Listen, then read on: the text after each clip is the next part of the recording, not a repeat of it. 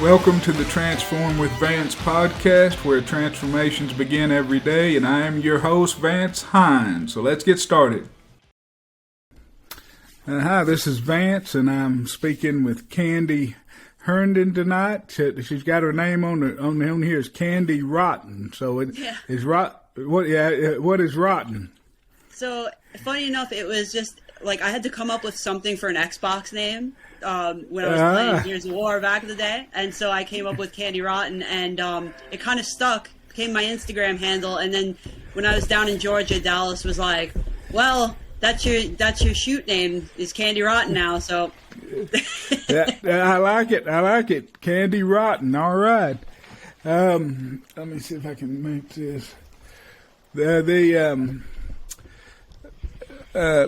She is my victim today. For the podcast, the Transform with Vance podcast, and it is my goal and intent with this podcast is to interview as many DDP yoga success stories as I can and bring their story to the public and give them a chance to tell their story in the way that they want it to be heard. And so I started this podcast, and I'm excited about having Candi Herndon, a.k.a. Candi Rotten, here on the podcast with me today. I said, good evening, Candi. How are you? I'm doing pretty good. A little sore. I tried one of Paige's new. Well, it's new to me because I was out for like 5 months from doing DDPY last year. And one of the Paige workouts where she does a lot of the like stretching and Pilates kind of stuff, I did that yesterday, and I have been sore ever since. So I'm good, but sore. Well, man, those things will kill you. The Paige's workouts especially will kill you, man. She, what has she been, a traditional yogi, instructor for, I don't know, 10, 12 years or something? Yeah, definitely over a decade. And, she became like an idol to me because I looked at her, somebody that came back from breaking her back twice and had all these other injuries that she worked through. And, if she can come, I went through some medical stuff last year that I was just, I wasn't sure how I was going to get out of it. It was just so convoluted. There were so many complications. And I looked to Paige, and I'm just like, if she can come back from two broken backs and all the other injuries that she's come back from, it's like, I know I can do it. And so, to me, I'm just like amazed by her story. And, and that's what's great about our community in general is just there's so many inspirational stories that you can pull from and get that inspiration when you're not feeling up to snuff, Absolutely. It's amazing. It's when I went to a summit before COVID, and it was amazing. There were, I don't know how many people there's 40 or 50, but every one of the people there had a story as good or better than mine. It was pretty awe-inspiring to talk to all those people. Yeah, I'm hoping to go to this. I know they're having a summit this year, and I'm really hoping to go to that. Of course, we have to see how everything goes, but definitely hoping. So that would be awesome. Yeah, it's a life-changing event, I can tell you. Now, before we get too far in, I want to tell them a little bit about why you are considered a DDP yoga success story. So tell them your credentials of why I'm interviewing here today. Well, I won a little contest one year. No, I mean, I came, I first saw Arthur's story, but your video was the second video I'd seen because I literally watched like Arthur's on the YouTube channel. And that was like kind of a life-changing event for me because I'm seeing somebody who is in, really, really bad physical shape starting off and then coming to a point where, he's running at the end. And for me, I hadn't been able to run my whole life. So, and then I watched your video, and what I took from your video was exactly where I was mentally, which was just looking very like you're looking for that answer, you're looking for some hope, and you just haven't had it in so long. And so that's where I was in April of 2020. Like a few months prior, in like I guess it was like the year before, July 2019, I had been diagnosed with a tumor in my breast, and I, it was kind of one of those things that I had been putting off because I just didn't care. I was just so done with how I felt about life at that point.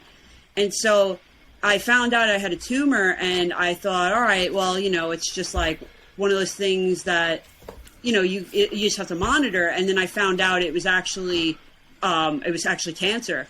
And it didn't hit me really at first until the doctor said, well, it's a very rare aggressive form of cancer. And if it's spread, there's only like a 20% chance that you actually will survive.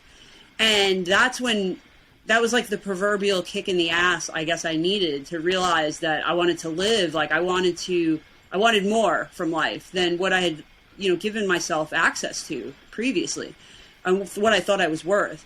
And so, I went through 6 weeks of radiation, which was really, like 5 days a week. So that was pretty rough. I had surgery, luckily came out on the other end, and, they got all the cancer out, and I'm still in remission at this point, and that all went well. But I was like now at a point where I was 237 pounds, and I didn't know, what I was going to do with my life.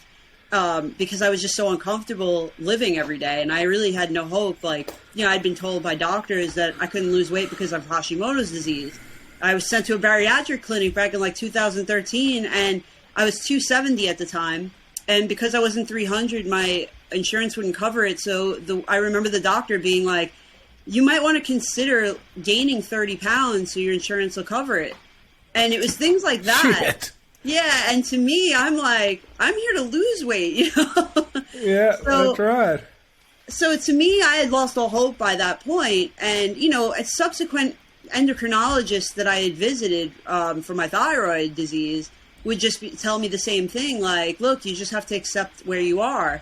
And so I did for so long. And I was so miserable that I had gotten to that place where I just didn't want to live anymore. And, of course, with like everything going on in, with the trauma from childhood and my mother being an alcoholic and a drug addict and then taking her life 6 years ago, all of it compounded to where I was just done. But what that cancer diagnosis was the thing that really did kick me in the ass and wake me up and make me realize, there's so much more to life that I'm not letting myself, have access to because I didn't feel I was worth it. And so I started trying to figure out, how am I going to change my life? And I needed to start with how much pain I was in, because that was really the worst part for me. The weight I never liked, obviously, but it was more of a like, it's funny when you're overweight, you really just put things into two categories. It's kind of like the vanity, which is the weight, and like how you want to, how you want to dress and all these things, how you want to look and be perceived. And then there's the actual reality of like what it's doing to your body. And I always focused on the vanity aspect in the past. This was the first time I entered this journey with the idea in mind, like, this is not about what you look like. This is about your health. And so for me, it was that's where I approached it from. And I started looking into physical therapy, but like because of COVID, nobody was taking patients. There was no places open. And so I started looking at rehabilitation therapies and different fitness programs. And that's how I came across DDPY. And it was that like just spearheaded this whole thing for me. And I didn't have any faith in the beginning. I was like, this seems like it's not going to work, Even though I was struggling through the workouts, I was sweating and I was definitely swearing. I still thought like, there's no way I'm going to be able to lose weight. I was told that it's impossible by doctors. And then the next thing you know, 30 days later, I'm down 15 pounds. And I'm like, this is for real. And that's where it all really started. The whole challenge aspect of it, though, like, I came across the DDPY program and went on the website and saw the link to the Positively Unstoppable challenge. And I looked at that. I looked at the program and that link for 2 weeks in the end of April. And I just kept looking at it and saying, like, you don't want to get your hopes up. Like, you don't want to get your hopes up. If you enter it, you're going to be, like, pissed when you don't win. And I was like, nope, you know what? Let's just use it for motivation and see what happens. And that's it was crazy. It was crazy how well it all worked. If you just put the work in, like Dallas says, you do get the results. Well, that's hey man, that was a great answer. Don't get hope. 4/20/20. Oh man, you threw out a lot for me to unbox there. I can Sorry, tell you. as bad as my posts are in length, I'm kind of like that. I do talk quite a bit. If you catch me and you start talking to me, I will talk your ear off. A lot of people think I'm really quiet, but it's just like all you got to do is just get me talking, and that's it. Hey! I'll give you a literary reference. Tell them that you take after James Joyce, and you believe in a stream of consciousness. Yes, that is how my mind works. That's right. Tell them that you're a James Joyce follower. I'm going to do that. All right. Now if that didn't get their attention to make them listen to this podcast, I don't know what will. So I hope that we threw enough out there at front to get them to keep sticking with us. So when they let me get through, it takes me a minute to get through one sentence. So I hope they let me get through my sentence to get to you, so they can, and then you bring home the bacon. I think it's going to work out just perfect. So, hey, we make a good team. That's right. All right. So tell me where's home. Where did you grow up? So I grew up in Brooklyn, New York, and I never would have known. I shouldn't. I would not have known as fast as you talk. It's funny because I feel like when I first, because I live in Baltimore now. When I first moved to Baltimore, people would say, "Oh, you're from Brooklyn? That makes sense. I hear your accent." And I'm like, I don't know that I have an accent. I never realized, but yeah. I mean, I talk fast. I walk fast.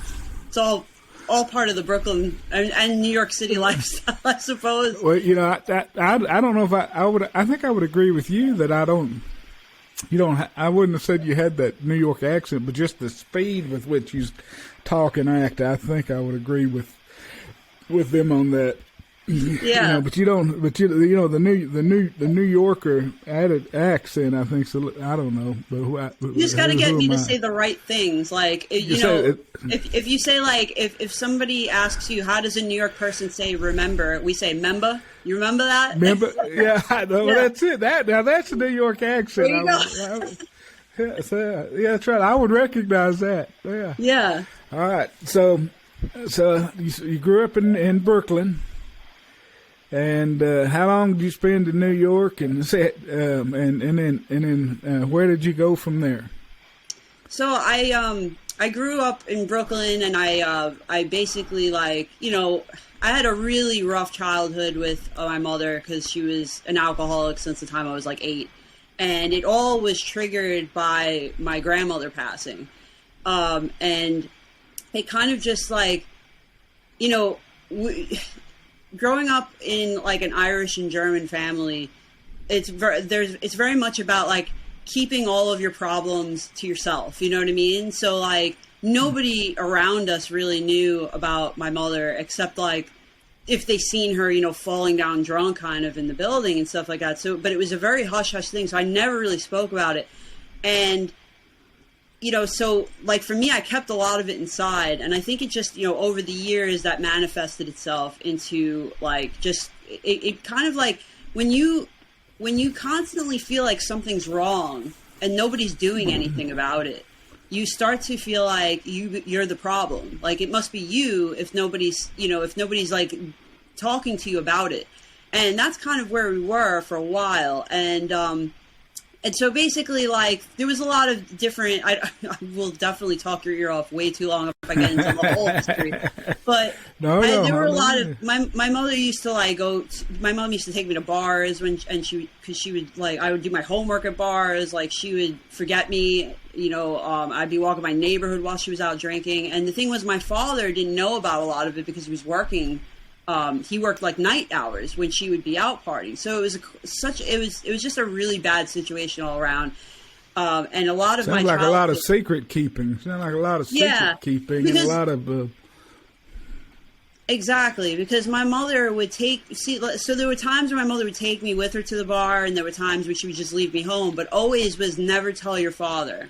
Like, be a good girl and never tell your father. And so it became, a lot of things became very secretive. And I think that's why I kept so much in for so long.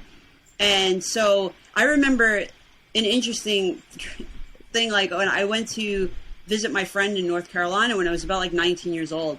And I was telling her, we were talking about childhoods, and it was her and her cousin, and they were telling me about their childhood, and I started talking about mine, and the horror on their faces, like, was shocking to me. I was like, what? I'm just telling you a funny story. And they're like, that's not funny. You know what I mean? And so there were a lot of things like that, you know, where you miss social cues because you just didn't grow up in that right kind of environment. You know, and a lot of, like, there wasn't a lot of like fostering of, you know, of creativity or like what my strengths or weaknesses were. So I basically I basically raised myself, and at the same time had to like be my mother's caretaker, you know, dragging her home from bars and whatnot. I would always try to get her home before my father got home. So all of that stuff was like, you know, kind of led up to where I ended up in life. Like I never. Hey, let me ask you right there.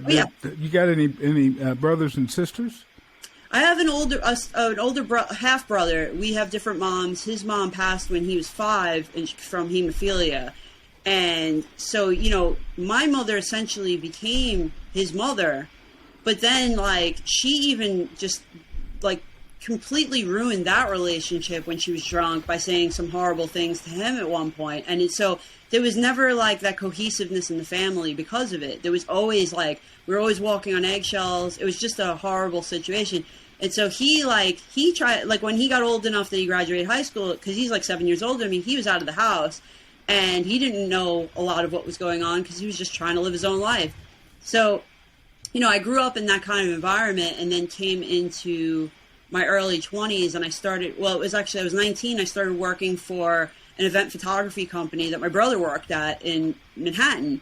And it was like my first sense of freedom. And honestly, what's really messed up, so when I was younger, I would like, my mother would give me like $2 while she'd go, you know, to a bar or something. She'd give me like $2 to get food. So I would never have enough money to get like a proper dinner. When I got money, that was it. And that's how I gained. So like, I was always just a chunky kid, but when I like got my own money, that was it. Because now it's like, oh, I can buy my own food. And so that's kind of, it was like part of my favorite part of the day when I worked worked outside of Brooklyn. Like I was like, oh, I could get food. I could do it. Was, and it's such a crazy mindset, but it's kind of like what happens when you grow up in a situation like that. So I started working at an event photography company, and you know, I started going to parties and all this. You know, we were taking pictures of celebrities, crazy things. It was all great. And what ended up happening though was that the most important thing that I felt was missing in my life was my husband, who became my husband, Billy Herndon. So I was talking to him for years. On Facebook. Somewhere his name is Billy Bastard. He goes by Billy Bastardly on Facebook. Billy Bastardly. I like that. We all have our like weird stage names. Yeah, that's right. That's right. Candi Rotten and Billy Bastardly. Exactly. Yeah. But it's so I ended up meeting him through a friend who was talking to him in like a piercing chat room in AOL back in the day, and because she wanted to get like her belly button. Wait a minute, a piercing chat room. Chat room. You remember like in AOL? Piercing chat room. Yeah. Yeah, back in the day, AOL had all those chat rooms. And so like my friend's sister actually had wanted her tongue pierced. She was like 14. She's like reaching out to people on piercing chat rooms. So they met him in there because he has piercings, and they started talking. And the next thing I know, like my friend's showing me pictures of him, and I'm like, this guy, you know, like he's a good looking dude, but he lives in Baltimore, you know, and he's also a little bit older than me. Like, I don't know how this is going to work. Well, it turned out like we were so compatible, it was ridiculous. Like we ended up spending like 4 hours a night on the phone for 2 years before I finally decided to come down and meet him. And so that's how I ended up in Baltimore, because I met him and I was like, all right, well, this is going to have to be my life because like I need this guy in my life. Yeah. So yeah, I ended up moving to Baltimore, and that's how I ended up here. And I still work for the same company. Funny enough, How many years have you been with that company? This will be 22 years. That's crazy. But that was your first job? No, I worked at a donut shop before, which of course was really a great idea for somebody who was like had binge eating problems. Working at a donut shop it provided many a good calorie intake, but I creeped on your Facebook and I saw that photography group out of Manhattan. I said, and it looked pretty cool, but I had never heard of it before. You wanted to describe that a little bit? You've been doing it 20 yeah, sure. years. So Patrick Mullen is my brother. So it's my brother's mother's brother, right? So it's his uncle. Okay. So so my brother was working there I think he started in like 97, and I started there in 2000. And I was originally just like going to work like reception, and turned out I ended up running the entire imaging department. Like they had like DSL when I joined there. I didn't know how to turn a computer on when I started in that place. By like a year in, I was rewiring the place for cable internet. So it was kind of like a crazy thing how I picked it up so quickly. And I started doing photo editing. And again, like I never worked on anything like this before, but I picked up Photoshop and I started using it, and it was just like, I don't know, it became kind of second nature. And so I've been doing basically like photo editing and working on our website for, since I moved down here, but I got like 17 years ago now. And that's pretty much like I do a lot of customer service and stuff like that. But, some of the greatest things like working for this place was just all of the like interesting parties and celebrities you'd run into, and so that's been like kind of a crazy, that's been kind of like a part of the fun of working for that place. I've done like tech on site at fashion shows while like, the models are come running in the back, changing and run back out, it's like, it's kind of like, it's a lot of crazy work because you have to be fast, but it's a lot of fun at the same time. That's kind of been what's the sad part of this whole COVID thing for me is like my job. I was furloughed for about a year and a half before we started working again in September when Fashion Week started up again, where they were actually letting photographers in. And basically like things started to pick up, and then mid-December, that Omicron strain came out and closed everything in New York basically down again. So it's been a little rough with that. I said, like, I was telling Dallas, winning in 2020 was a blessing because I made no money that year at all. Like my job was done the whole year. So it was kind of like a really good thing that happened at the right time. Yeah. Well, it's funny how those things work out sometimes, isn't it? Yeah. But that, So this company, they specialize, it says event photographer, so they specialize in any events, or it sounds like what you talked about Fashion Week and fashion models. Is that a specialty of theirs, or what kind of events? So Patrick Mullen, whose name is on the company, door, he was a photographer that's been around since the late 70s. And he was like one of the first event photographers in like probably I would say the country, but like definitely in the Northeast, who was doing who was going to parties and actually documenting the event. And so he has I was actually doing a request for a magazine today, and I was looking at all his 80s. He has a lot of 80s photos, and he has like pictures of Madonna when she first started out, Sylvester Stallone and Eddie Murphy together. Like he's got Grace Jones and Andy Warhol, like all of these, wow. Like big time 80s people that you don't even really think about at this time, like back in that day, hanging out at like Studio 54 and area. So that's how he got his start. And then he transitioned that into a business. And basically like we were mostly we really do cover everything. We cover, photo, like there hasn't been a lot of movie premieres lately, but that's like, we would do movie premieres. we would do fashion week, like any of the fashion shows and parties. And then we would do like, you know, like the Alzheimer's events, like they would have a big benefit and we'll cover that. So it really, there's socialite parties. We'll do that. We go out into the Hamptons and photograph all those rich parties and stuff. Yeah. So yeah, it's pretty much like anything. And we're also partnered with Getty Images right now. So that's kind of been a big deal for us. Wow. Like we actually, that partnership happened about it's going on 6 years now. But they're like they're like the Amazon of photography. So, and that's actually where my brother is a head photographer now at Getty Images. So, really, yeah. So he's stuck with the. Well, I mean, at least you and your brother are loyal to the employers. Y'all are loyal employees. I tell you, y'all both stuck. Yeah, well, when he got approached to go over, it was originally Wire Image, and then they were bought out by Getty. When he got approached, he was like, he went to his uncle first and was like, "Look, this is what I'm being offered," and my uncle's like, "Yeah, I can't offer you that, so I would take it." You know what I mean? So at least he was good about it. I stayed with the business because it's very flexible. I work from home. I've been working from home since, like, to me, this working from home stuff was not that big of a deal. I've been doing it since 2004.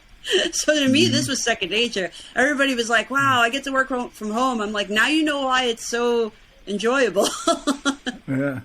Well, as part of this Riverside, I can see how fast your upload is. Because you see over here on the right side of the screen, it says next to your name, uploaded 99%. And you see mine says 39%. Do you see that? Well, see, the way this works is that these both are recorded on your own computer and then uploaded to Riverside, and they mesh it together. And so you got screaming internet. I mean, you're just basically uploading live while I'm still back at 39%. With the amount of like, you know, gigabytes of data I move, not right now again because COVID's been kind of like making it so there's not a lot going on photography wise, but the amount of gigabytes I'm normally moving in data is crazy. So like I have to have an upload and a download speed that are pretty fast. Cause like we'll like our photographers will photograph an event and send it over to me. I have to get it on the website, and it's like, you know, we're in the world now where it's like, it's got to be there. When I first started out, we were doing slide photography, and we would send the slides by courier to the magazines, and we'd get them back maybe like 6 months later, you know, and it was a lot easier then. But yeah, you know, in the digital age, it is a lot quicker. I mean, you have people are taking these pictures on their phones at this point, so the photographer's got to outdo them. Well, do you have fiber, or did you have to get a special, some type of special internet to I have handle cable. it all? I just have cable, regular, Yeah. And I actually have residential. But I know at my office they had cable wires. They had like business cable, and it's still not. And they still never felt it was fast enough because they were moving like terabytes of data. So, yeah, that's crazy. Because these pictures now, the megapixel, are out of control. So, well, I mean, that sounds like an exciting job, hobnobbing with the celebrities and the socialites and the, you know, I got to say, you piqued my interest when you said you were backstage watching models change into their clothes for Fashion Week. That drew a pretty good image in my mind, I have to say.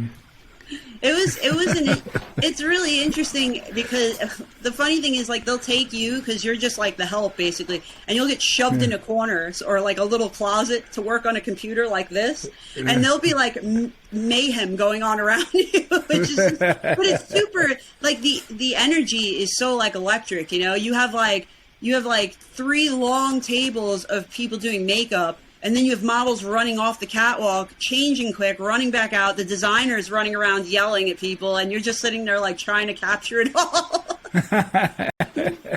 Well, you know, I always thought that like a wedding photographer was a stressful job because, you know, I mean, if you get it wrong, then that's a once in a lifetime event, supposedly supposed to be. And these things that y'all are doing are even more high paced, high pressure, and high more stress than trying to capture somebody's wedding. I mean, well, pre-COVID, it was kind of a thing where, like, you would have a person that was like a public relations person that would bring the photographer in, and they'd be like, "Here's the photo, take it quick, now get out." You know what I mean? Because like they want the celebrities to mingle and stuff.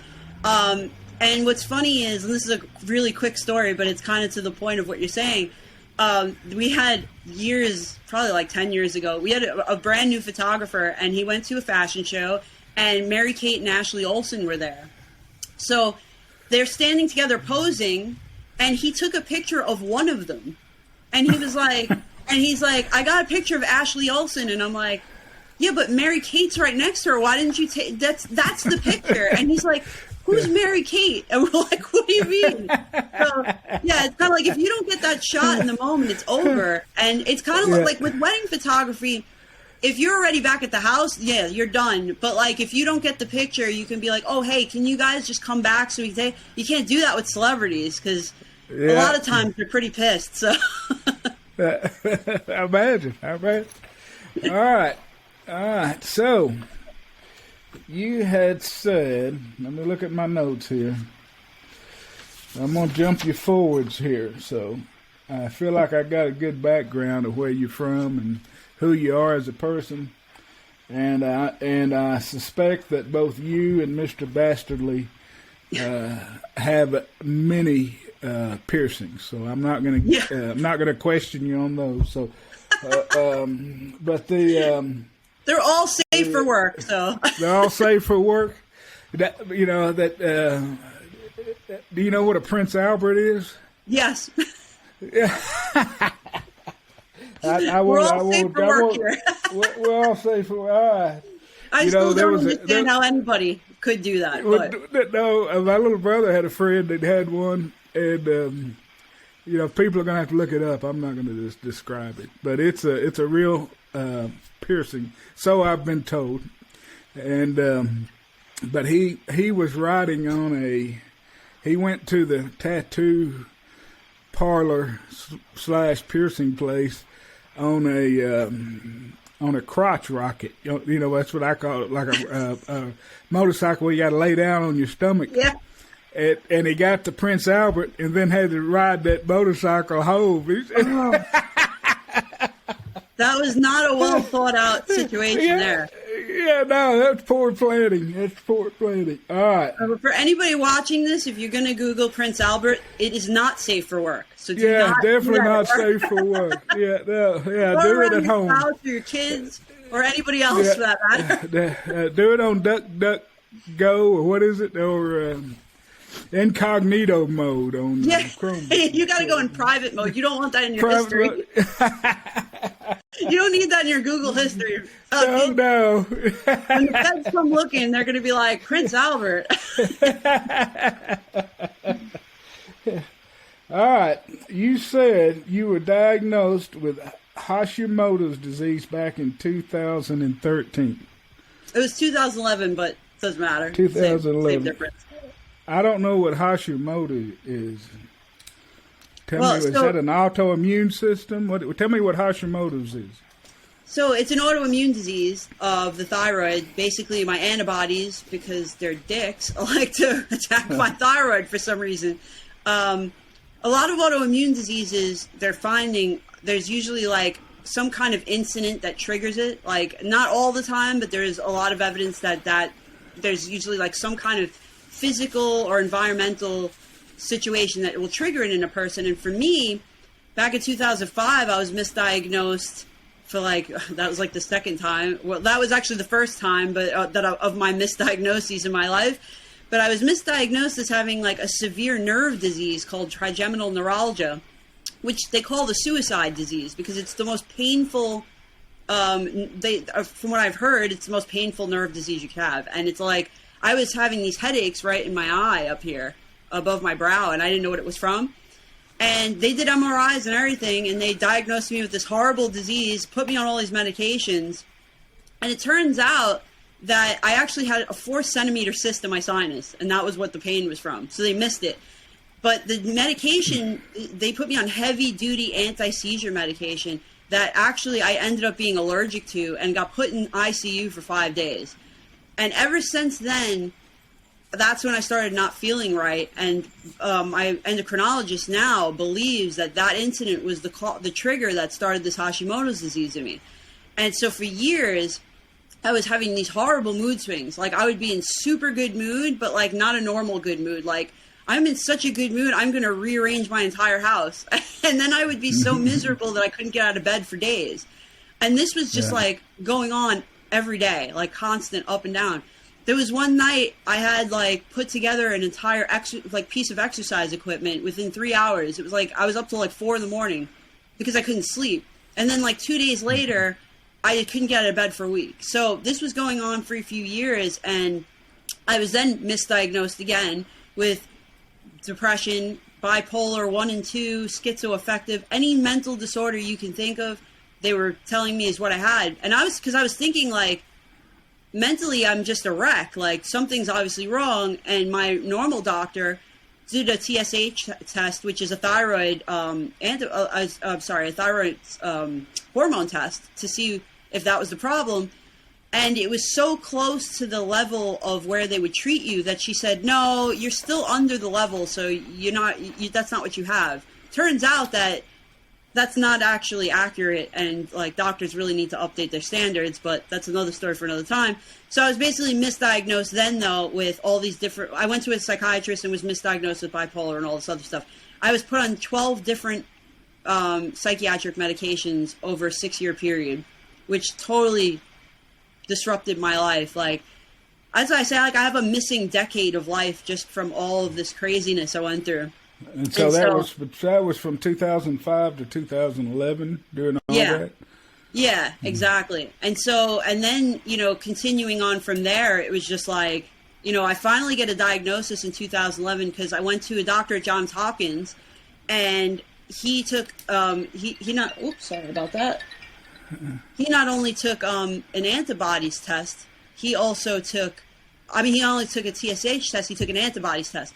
So when that came back, my antibodies were 10 times the legal limit of where they're supposed to be. You need to get that? We can. No, I'm sorry. It's my father. I told him I had a podcast, but he never listens when I tell him things, unfortunately.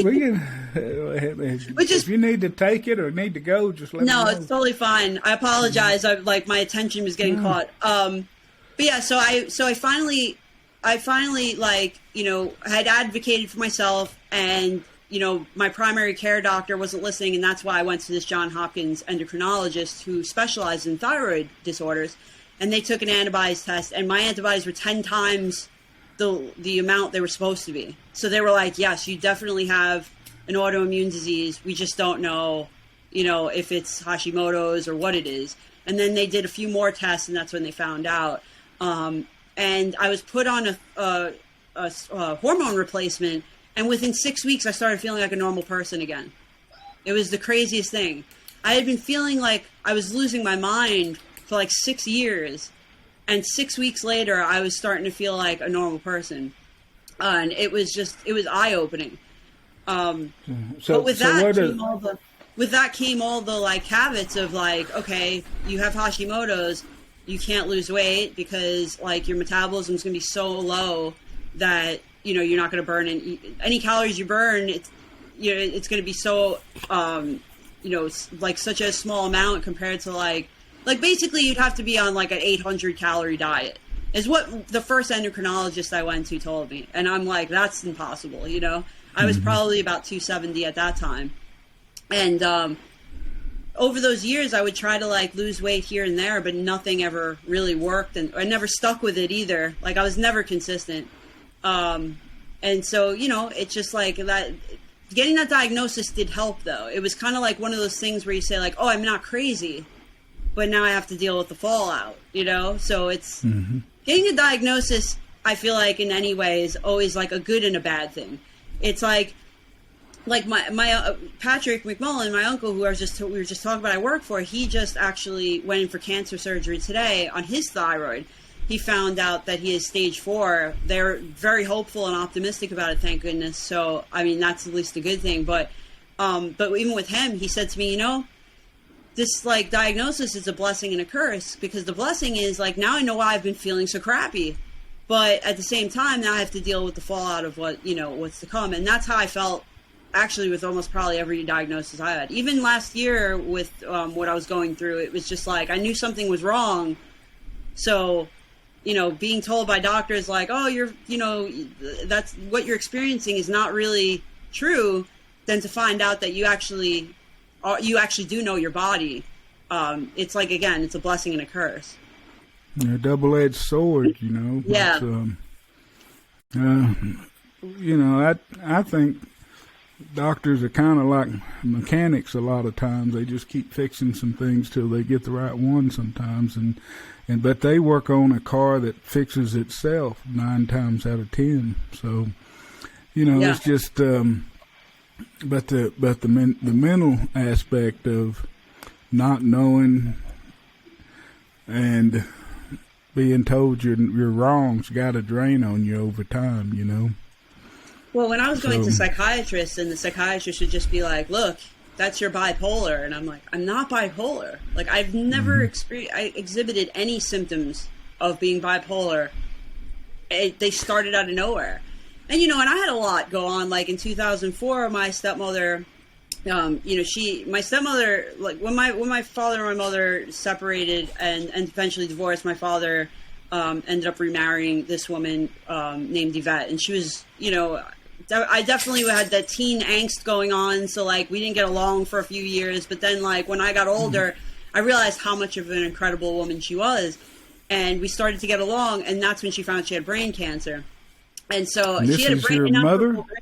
She had an inoperable brain tumor since my father, like, before my father met her. But it was benign for over a decade.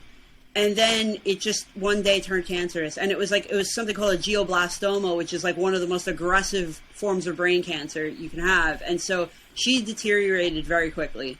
And on Christmas. Who is this? Excuse me? Who is this? Your mother? My stepmother. Your stepmother.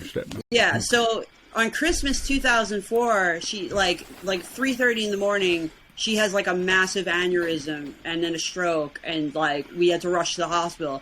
And so, and it was pretty traumatic experience seeing her, like, the life draining from her right in front of me as I'm trying to hold her up on the toilet. Like, this is the kind of stuff that like would stick with me through the years. And I feel like it's just kind of those things that, like, they pile up after so long. And I never dealt with any of them. I just kept like internalizing it because I had tried therapy in the past and it never, it never felt like the right thing for me. But then going to these psychiatrists and just having pills thrown at me constantly really soured me on the whole thing. So, when I started going to psychiatry, I did believe there was mentally something going on because of all the stuff I had been through. Like, why wouldn't it be? But I just felt like the diagnoses they kept giving me, like bipolar and all these other things, it just seemed something like, here's some pills. If they work, that's great. But if they don't work, we'll give you something else that'll work instead. What they don't tell you is all of these pills have horrible withdrawal symptoms. So, like, I mean, I've been through the gamut of all of that as well. And, like, I was after 2011, when I found out I had Hashimoto's, I got off everything except this one antidepressant called Cymbalta. And the reason was because the discontinuation syndrome or withdrawal from it is one of the worst things you can go through. Like, I mean, at least I read that and then I experienced it, so I know it's true. But if at the time I read it and I was horrified, so I'm thinking like, oh, I don't want to go through this, Well, the thing is, I finally, in 2017, my mother-in-law passed away. That was another traumatic incident. Like, she went in for a double bypass. It turned into a triple bypass, and then by the time the doctor came out to let us know the surgery was over, it was a quadruple bypass. And she had been she never paid attention to what she was eating and stuff like that. And she had atrial fibrillation from when she was a teenager. The doctor basically came out and he was like, look, we're in a situation right now where she's on monitors, we can't put her heart back in her chest. And we were like, excuse me? They're like, well, there's so much fat around her heart. And her heart is so is so hard because the muscle, and atrial fibrillation basically makes your heart beat fast. So it's crazy to think that your heart is a muscle and it being harder doesn't mean it's stronger. You know what I mean? Because when you have like muscles that are hard, that's a good thing. They're strong. Not when it's your heart though. And so they couldn't get her heart back in her chest between all the fat around her heart and how hard the muscle. Physically couldn't get it back in there. Physically couldn't get her back in. Was she big? Was she overweight at the time? She was. Oh yeah. I mean, that was the thing. The thing with her was that she was like probably about 100 or so pounds overweight, unfortunately. And you know, we would try to I would try to walk with her in the past, like when I would try to lose weight, but then I'd fall out of it, and then she'd fall out of it, and so we were both. At the time of her passing, we were both in a place where we were at our heaviest weights. And so after, like they never, like about an hour and a half after I got the phone call saying like, look, we can't physically put her heart back in her chest. I got a phone call saying that she had passed away. And the crazy thing about that was that I didn't feel like mentally, I didn't feel normal after that. And that's kind of what, nobody does. You go through grief, but like this grief didn't feel right. And I attribute it to antidepressant. And that's actually why, like I'm telling this whole story mostly to explain, this is why I got off of antidepressants completely. Yeah. It took me 2 years for all the withdrawal symptoms to go away. That's how bad this stuff was. From the Cymbalta?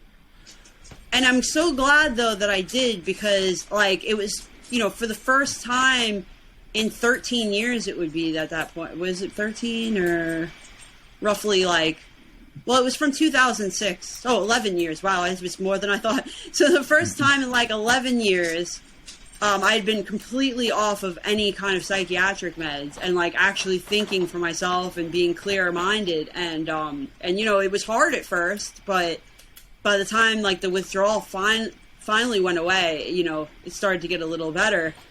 You said it 2000. Oh, go ahead. I'm sorry. What's that? I'm sorry. You said at 2017 you were at your heaviest weight. Was that the 270 that you mentioned earlier? I mean, there's a good chance that I've probably been over 270 at times, but the only times that I actually know that I was hitting 270 were I would constantly go between like 250 and 270.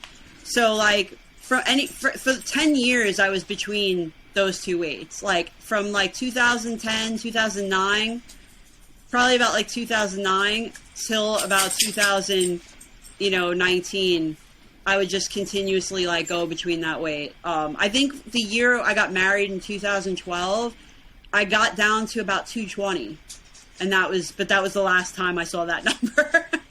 Yeah. So wait a minute, say that again. Last time you saw 220 was when you got married in 2012. In 2012. And man, did I really like try to like do ridiculous diets and ridiculous workout routines to get to that point. Nothing consistent, because I would always go too hard, too fast, and burn myself out. And then, let's see, in 2019, you got diagnosed with a tumor. Yeah. And given, the words you said were, I wrote them down, that it was a rare and aggressive form of breast cancer, and that if it spreads, you have a 20% chance to live. Yeah. And the crazy thing, so the doctor told me when they took the biopsy of it, he was just like, look, I wouldn't stress about it. Only like less than 1% chance that it's cancer. And then he called me and he was like, look, that 1% chance, yeah. You know what I mean? It's you know? Yeah. Which is like my life story, I feel like, because every time there's like a percentage something could go wrong, I'm like, well, you know? Hey, well, you're a 1%er. You know, you hear about the 1%ers all the time. You're a 1%er. Yeah, like not the, like, I want to be like the lucky 1%ers, not like... or the wealthiest 1%. I'm telling you, right? Yeah, all right. But you said you did 6 weeks of surgery, 6 weeks of radiation and surgery, and that the cancer's in remission. Yeah. All right. And so that brings us up to 2000, I think you said March of 2020 is when you first found out about DDP and started trying to lose weight. Said you started at 237 pounds. Is that right? Yeah, it was April of 2020. Because I was like, it was always the joke that I was the one that signed up like within the last hour of the challenge. Like it was the last time you could sign up was April 30th. I signed up at like 11 p.m. on April 30th. I mean, because I really wait. I am like, I'm like the poster child for procrastination, unfortunately.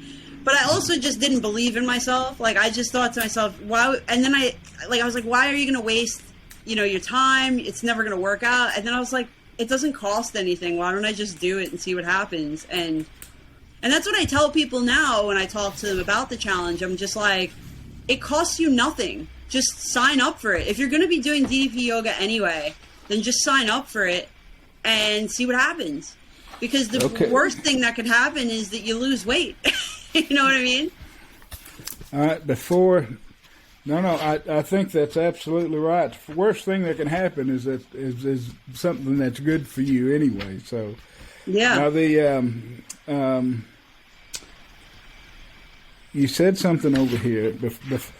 I want to get you to explain about the contest here in a minute, but for people that may be thinking about doing it and don't know about it and that kind of thing. But over here I've got that you'd said that your mother took her life 6 years ago, so that would have been 2015.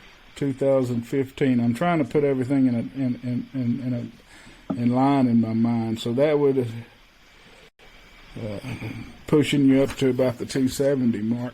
Now you said somebody was a drug addict. Was that your mom or was that you? Yeah. I didn't understand. Your mother was an alcoholic and a drug addict, and took her life 6 years ago.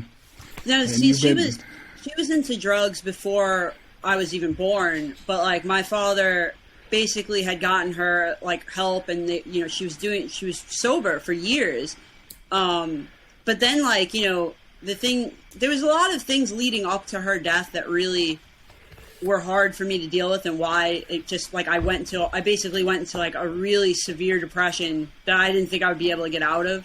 And one of them was like we had fought not long before she took her life because she'd been drunk and she called me, and I hated when she called me when she was drunk. Like most people who hate when they're the person in their life that's the alcoholic calls them when they're drunk, because they usually talk nonsense. But she was all like giddy and stuff, and I was just trying to deal with her. And I can't remember how it came up, but she just blurted out that she had shot heroin up while she was pregnant with me. And she said it in a way that it was like a joke. And it really angered me. Like, there was so many things that she had done that I found unforgivable, but I forgave her for. That was too much. You know what I mean? Like, that was just like too much. And it was because it was like there's so many things even leading up to that I had been like, I had been setting. I never wanted to set boundaries with her. I never wanted to be like, I can't deal with you. Like, you can only talk to me at this allotted time. Like, I tried to be there for her, but it was getting harder and harder over the years. And it got into a point where I couldn't pick up the phone much with her because her voice made me like, just hearing her voice would make my stomach hurt and cause me so much anxiety, So when that happened, that's like post-traumatic stress, isn't it? Exactly. PTSD. She would say like the most ridiculous things to me that would like harken back to my childhood and make me remember like these horrible things that, she put me through. And so when she said that, it was just like, how could you? Not even the fact that you did it, because that's just beyond, like, that's obviously wrong. But why would you even bring that up now? Like, we're already in a tumultuous relationship at this point. Like, why would you make it worse? And I don't know if she was doing it because subconsciously she was trying to push me away because she had this in the back of her mind. I have no idea. So she said this was near the time that she took her life? It was within a few months, because we got into a really big, I basically stopped talking to her after that. Like, I hadn't been speaking to her much after that. I might have talked to her once or twice. I can't even remember. But because leading up, like, the only thing that in my mind that sticks out is the fact that she called me 5 days before she took her life, and I didn't pick up the phone. And that to me always was that thing that stuck in my craw. Like, you, like the guilt from that ate me alive for years. Because I felt like it was my fault. And the thing is too, like 3 weeks before my mother took her life, a woman that I considered like an aunt to me took her life. And it was shocking. That was really shocking. And I felt guilt from that, at first. And then 3 weeks later, my mother took her life. And I was just like completely, I mean, for a few months, it took a few months to even hit me, like what had happened. But by then the guilt had set in, and that was pretty much it. And so for years, I just beat myself up.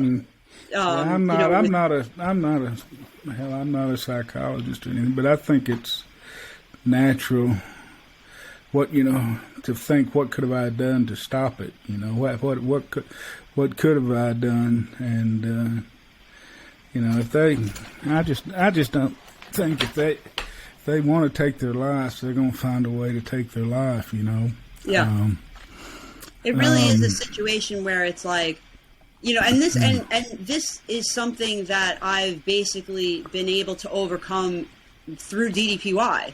I give all the credit for that to this program, because I didn't know how to mentally heal from all of it.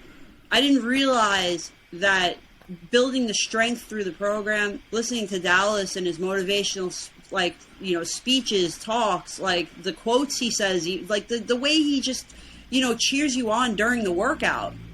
I needed all of that. It helped build confidence, and that confidence showed me like, hey, this isn't your fault. Like, you couldn't have helped. There's nothing you could have done. Mm-hmm. Like, I couldn't have stopped what happened, but it's because of the program that I was able to get to that point. And I remember, in December of 2020, when I was down in Georgia at the PC, and I was telling my story to Dallas, but in front of everybody, Justin, Scotty, Caitlin, their spouses, all the people that work there. And I got up from that stage. I got up from that chair off that stage. I went over to Billy and I said, I think it's finally off my shoulders.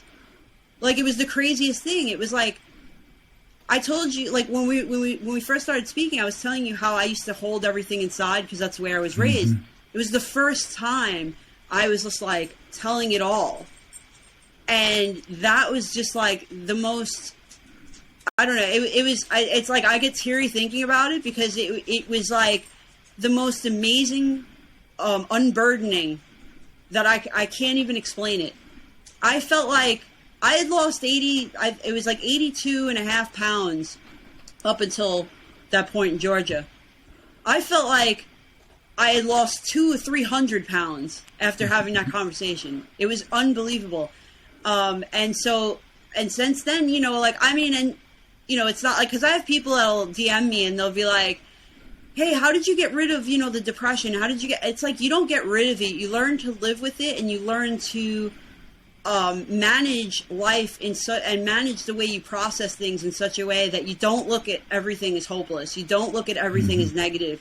You look at the best in everything, and you try. It's not easy all the time. There's times where, last year, all the medical stuff I went through last year with the aneurysm that I had, it was kind of we're going to get to that. How do you even look at the positive? Well, it could have been worse. It could have been a brain aneurysm. So, to me, I found, through this program and subsequent months out, going through it, and now I'm almost on my 2-year mark in April.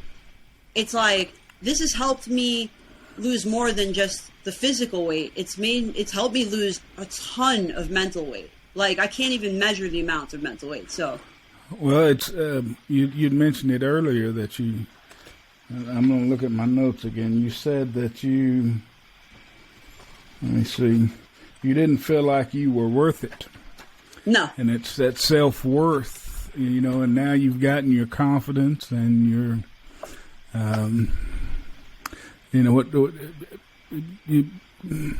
you've become positively unstoppable, as the challenge called, So, but all right, I want to get you to talk a little bit about the program. About the contest, because right now is from January to April 30th is the sign-up times. Oh, they changed it. Actually, it's January to March 31st now. They changed it. Yeah, and it actually goes from like the 6 month. Well, the challenge itself, you have to have your stuff submitted by September 30th now. It used to be October 31st. So okay. Oh, that's good. Well, tell them about the process and the program. The contest and what it's about, what you win, and how you compete. So yeah, in the year I was in, like, there was really not a lot of information. It was kind of just like there was this challenge, and you had to have take the 6 pictures and update those each month, and at the end of 6 months, you have to submit a video. And funny, of course, with me, the procrastinator I am, I didn't even read, like, all of the information about the challenge. I think part of that was because I didn't want to, like, get my hopes up either. So I didn't really know that, for example, that the final submitted video has to be 3 minutes long. So I start making my video, and it's over an hour. It wasn't until, like, the night it's due that I'm like, oh my God, I go to click, like, upload, and I'm like, they're like, no more than, it was like 100 and so many, so it was like, let me see, I'm trying to do the math in my head, 180 seconds, and I'm just like, 180 seconds? And I'm like, how am I going to get an hour video into 3 minutes? And I somehow did it. I still don't know how, but basically, use this challenge, like, for the people that are thinking about signing up, like, use this challenge as a motivator. Don't even think about winning and losing. It doesn't matter right now. It's unimportant, because the thing that you will guarantee lose if you're consistent is weight, and that's the most important thing. And your health is above all the actual prize in this event. So the fact that the contest itself, using that as motivation, and then on top of that, there's the year that I was in, the Facebook group wasn't nearly as active as it was last year. It's become such a tight-knit community of, like, friends at this point who cheer each other on, inspire each other, motivate each other, tell each other, like, tips and tricks. It's a great place now. Like I said, when I was in the year I was in, we would talk, like, people would, post and stuff, but it wasn't nearly as active. Now there's people active in there all the time, which is fantastic. So the yeah. Let me stop you right there. You mentioned the Facebook group, and now that there's the DDP Yoga, all one word, Facebook group, and then there's the Positively Unstoppable Challenge Facebook group. I should specify for sure. Yes, like, can you tell them a little bit about the difference? Sure. When you sign up, so the DDP Yoga Facebook group itself, the DDP Yoga one word, that anybody can join, as like, if you're in the program and you just want to, be motivated and inspired in that way. But when you sign up for the Positively Unstoppable Challenge, you get access to a specific group for the challenge. And so this year, the group, it's the Positively Unstoppable 2022 group. And so that group right now is so active. Like, there's people in there all the time helping each other out and motivating. And then just people, like, posting their why videos, like why they started doing this, like why they're entering the challenge. So that itself is a really great thing. And I, like I said, to me, I'm sorry, my dog is, like, leaning against me. This little guy here. He's small, but he's small, but he'll push you over. So just off the top, like, you get this amazing group of people that motivate and inspire you, and then all of the previous winners are in there too. you know, motivating and just like giving tips and stuff like that. So that's what's really great. The most important thing, if you actually want to have a chance at winning this challenge, is to document everything. Like, and don't leave like the crying out nothing. Everything has to be out there. I believe, like, you know, I mean, one of the main reasons I feel like I won my year is because I had documented more than most of the people. Like, I had more of the, you know, the first workout and then the last workout. And then like somebody like Stephanie Kelly, who came, you know, was one of the champions from last year.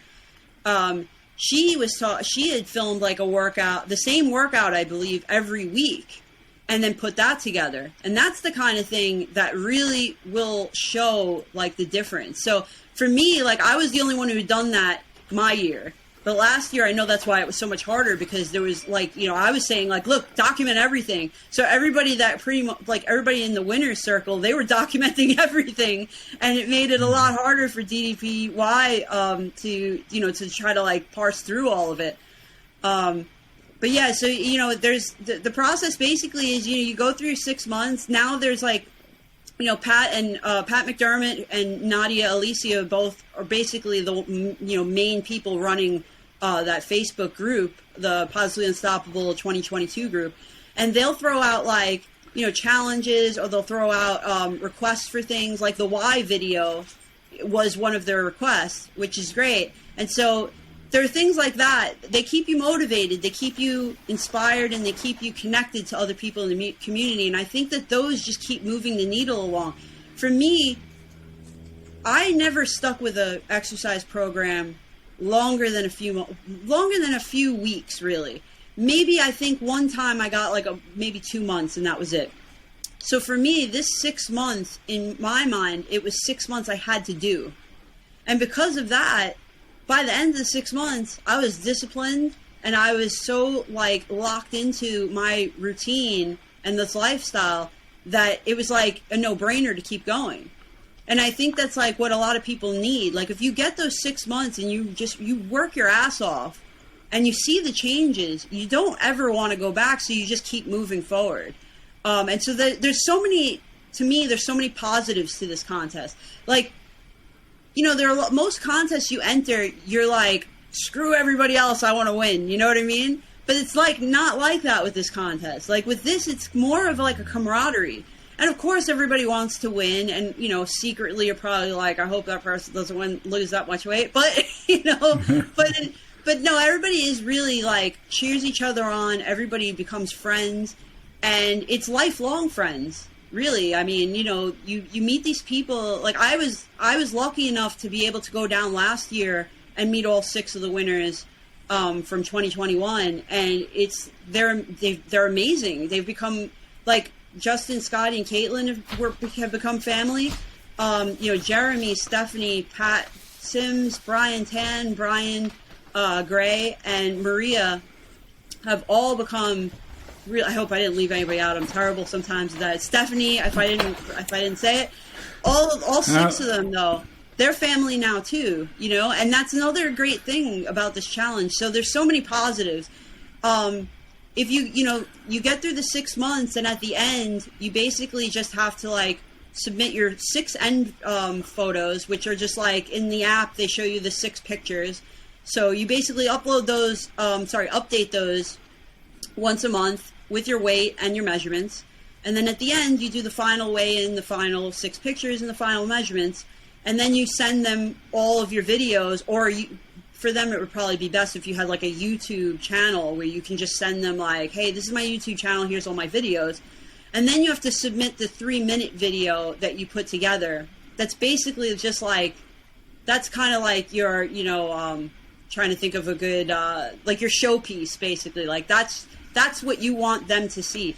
And the most important thing, I think, when you're doing the 3-minute video is you want to make it like a movie that starts off with the, you know, the guy that's like supposed to be the hero, but in his worst day. And then the transformation of him becoming a hero. And at the end, you have this guy, you know, this man or this woman who has defeated all the odds and, you know, is standing on this precipice, you know? And that's how I thought of when I made my video. So like I started out my video with like the entrance of me with my first picture that opens up to what I look like now. And then the first thing I do is go to my first day video where I'm crying. And at the end, I had all the stuff in my mind for like months as I'm, doing all my walks and stuff. I'm thinking like, how am I going to do this video? And I wanted to end it in a grandiose type of way. And what came to me was just like at the Johns Hopkins track where I would do cardio, they had it's a stadium, it's a lacrosse field. So they have these stairs going up. So I had, Billy film the stairs going up. And at the end, it was me, at 152 pounds I was at the time, just like this. And then I just go bang. And it was so effective and it worked. Like putting the hour, to me, I was like, oh, this hour, this is great. This will blow them away. But when I took it down to 3 minutes, it was like, no, this is why people edit, like, cause it was so much more impactful, Yeah. But, and then you also, sorry to like, I'm terrible about like sidetracking, but, No, you're better than me. But yeah, no. So at the end, aside from the 6 pictures, your measurements, your weight, well, it's your 6 starting photos and your 6 ending photos, your weight, your measurements, your YouTube channel or whatever other videos you want to send them. And then your 3-minute submission video. You also have to do a 500-word essay. I'm not sure if that's going to change, but that's what it was my year. And that was hard too, because you see the way I talk, like, or I write on Facebook, getting all of my thoughts into 500 words seemed like impossible, but I got it together and, and it kind of worked out. All right. So how much does it cost to enter the contest? A big zero, nothing. It just, all it is your time and energy to sit there and press a couple buttons and type a couple things. But it'll be the most important, for me, it was the most important thing I ever did in my life. Because it changed not only, like, people always say like, oh, you look great. Yeah, looking great. There are people who look great and they're miserable. You know what I mean? Like, this program changed me physically, but it changed me so much mentally. Like, so much. That I think is the most important thing that I've gathered out of this program is the mental upgrade, Like, I watched that Living at 90% speech that Dallas did. And I cried after it because I was like, this is the exact opposite of what I've been doing my whole life. Like, my whole life was just, like, never taking in what was happening. It was just immediately like, wah, It was just, like, screaming after everything happened. And it was just like, no, take it in, take a breath first, and then just assess how are we going to deal with this in the most positive way. Like, how could it, it could be worse. You know what I mean? Yeah, things could be better sometimes, but they could be so much worse, too, and I feel like thinking like that, it really helps, especially in the world we're in now. There's a lot of negativity out there. So staying positive is the best way. Absolutely. I've heard DDP say that life is 10% of what happens to you and 90% of how you react to it. Yeah. And, I've also heard him do this to people that, when someone's down and upset or, he'll just bluntly ask them, do you have cancer? And the answer is no. And so, it ain't that bad. Get up, get to work, get on the mat, and get back after it, Yeah. And so it's. And that had to be my whole view last year. Like, I got diagnosed with this giant aneurysm on my carotid artery, and at first I was like, what the hell? Like, how? I was like, because I was in the best physical shape I'd ever been in my entire life. I have never in my life been able to jog, and I was just starting to be able to jog. Like, I had chondromalacia in both knees, which basically is the deterioration of cartilage. I've had that since I was 18 years old. I was told I wasn't going to be walking by the time I was 30 if I didn't lose the weight. And somehow, by some miracle, I was still walking at 39, but I didn't want to take that chance that they were 10 years off.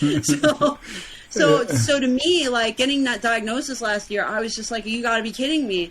And then I was like, you know what, though? Could have been a lot worse, because it could have been a brain aneurysm. It could have been in a place that was inoperable. There's so many things. And even with everything, you know, like, I got diagnosed in June.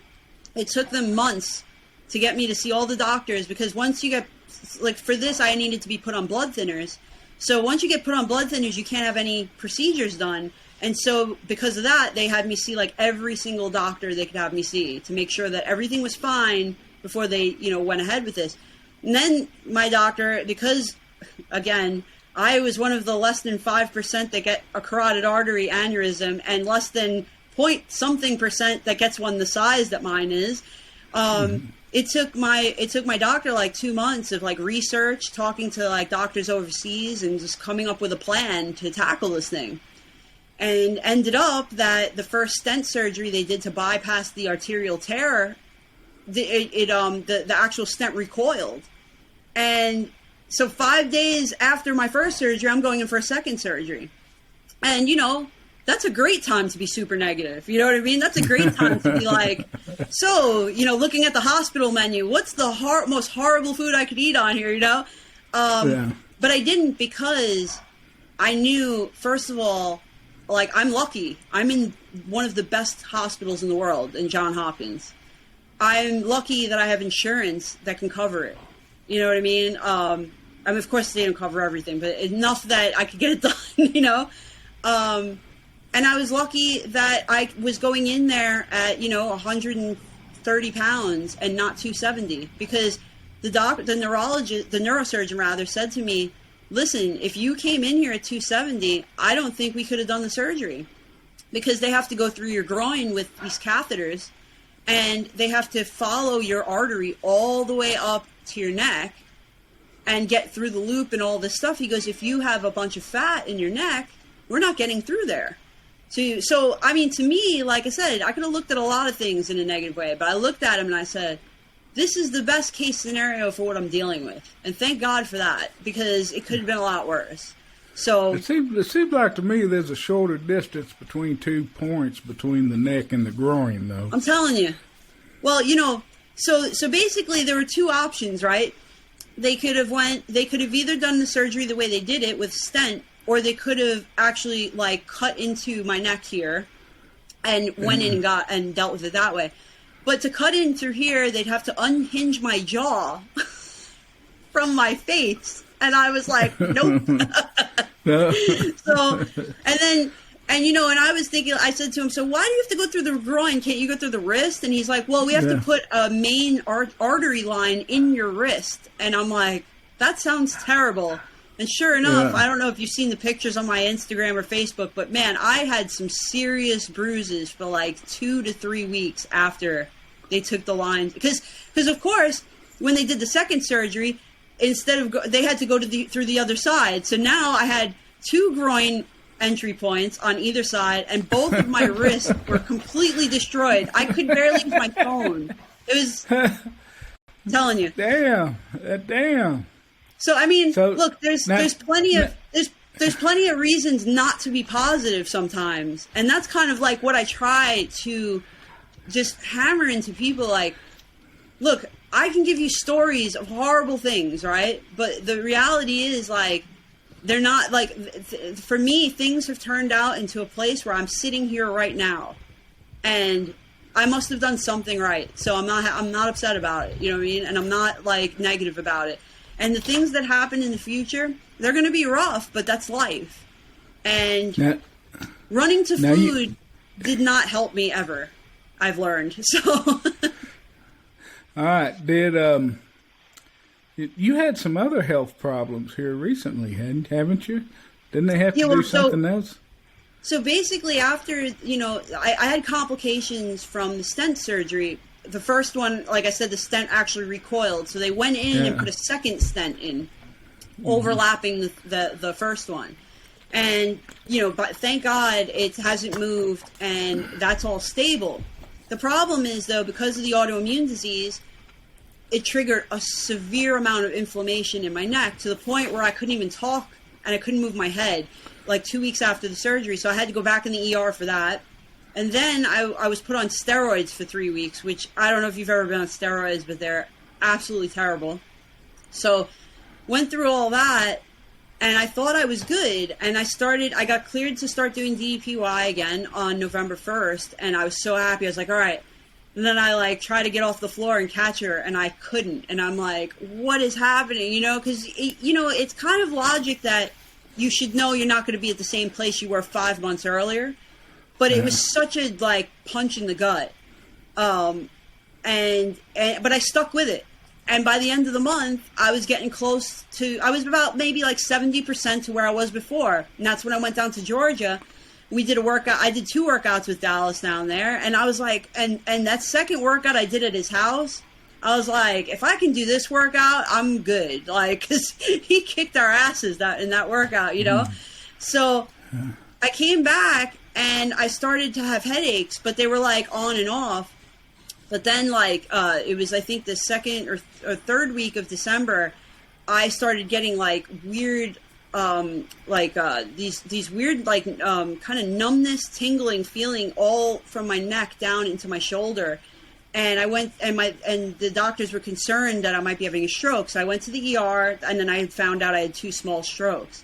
The subsequent ER visit, I found out the second stroke in the frontal lobe is actually it was a pretty more moderate than they had originally expected, because they did like so going back, the first time that I went in, they found that I had 2 small strokes, and they also found that the blood thinner I was on wasn't reacting properly with me. Again, the 1%.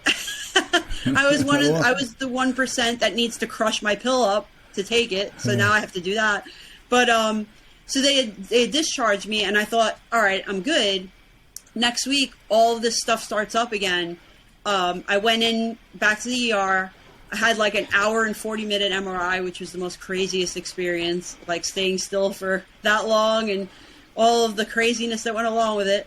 But then they found that the inflammation was still there, which is basically causing all of these issues I'm having with the nerves. So like right now, half of my face is about like 75% of the sensation of the other side. So like if I go like this here, I feel it like a normal person, but here it feels like it doesn't feel as strong. And that's pretty much all down my body till about my hip.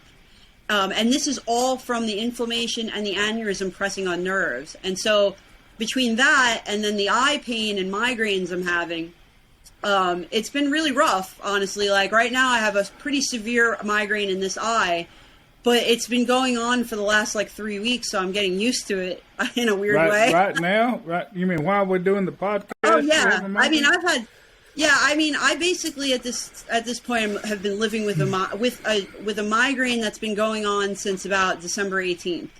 And it has let me know if you need to go. If you don't, let me. Oh no, I'm good. I can talk forever, so don't let me. Oh, so can I. That's the problem. I think it's important for people to see me doing stuff, because I want people to know that you can fight through anything. You know what I mean? Like that's like, it's, I mean, I don't know if it sounds weird or not, but it's kind of like, that's my whole motivation a lot of times. There have been a few days in the last couple weeks where my headaches has been so bad, I'm not even sure like how I'm going to get on the mat. And I think about like, you fought through all of this other stuff. Like you can fight through this, you know? There are times that you have to listen to your body. And there have been a few days over the last couple weeks where I did take a day. And for me, I didn't take a day leading up to finding out about this aneurysm. So for almost a year and a half, I was just like 5 days a week, you would find me on the mat and then walking. But now I'm like, that's kind of one of the things that this whole ordeal last year has taught me, is like, sometimes you got to take a day and you got to listen to your body. But you also have to know when it's an excuse and when it's a reason. And for me, those things always kind of blended together. Like I would always just be like, oh, I have a really bad headache, so I can't, work out. But in reality, it was a minor headache, and I probably could do it. I was just being lazy. So I try to like, I think that it's important to see like what you really can do, what you can fight through, and then when it really is something that you need to listen to. And it's really important. It's hard sometimes because, especially for me, like I want to fight through everything, but I also have to realize like I have a condition that, you know, it's kind of like, I don't know day to day how I'm going to feel. Like some days, like I have a migraine right now, but it's not so bad that I can't do this. But there are days I have migraines where like I get my workout in and then I can't even look at my phone the rest of the day. So, you know, it's a challenge, but I know it's not forever. So, you know, I'll get through it. You know what I mean? I'm hoping, the hope is with this thing, this aneurysm, is that it starts to, like, it's not getting a blood supply anymore, so it should shrink. And that's when it shrinks, it'll stop pressing on things and causing inflammation. And then the headaches and stuff will subside. I haven't gotten to that point yet, unfortunately. That's going to take a few months. The next step is the unhinging the jaw surgery. So I'm really hoping we don't get to that point. Yeah, that's right. All right, so back to the contest now. How many pounds did you lose in those 6 months? I lost 82.4 or 82.6. I want to be exact. Pounds during the 6-month period. And what diet or what nutrition plan, or just tell them kind of how what your food philosophy was during those 6 months. So I know what kind of person I am. I knew I needed to find something I could stick with. Like going organic would be fantastic. I didn't have the money for it. I was laid off, and I was thinking like, I just can't do that right now. Maybe eventually I'll do that. With the gluten-free, like that, you know, that I'm still working towards, but it hasn't, you know, for me, what I needed to do is, what can I do that I'll stick with? And for me, it was calories in, calories out. And so that's how I started. I basically like set a caloric limit. I did basically, I think between like 11 and 1400 calories when I started. And so that was where I was going to stick. And I was never a breakfast eater. I was always like, wait till like lunch, and then I would eat way too much, and then dinner I would just go, you know, hog wild. But I found that I'm better when I was doing one meal a day. And so that's what I started doing. I was doing intermittent fasting, and then I would do, you know, one meal, like I would basically do dinner and then a snack afterwards. And for me, I don't know what it is. Like, I prefer having one big meal rather than spacing out small meals.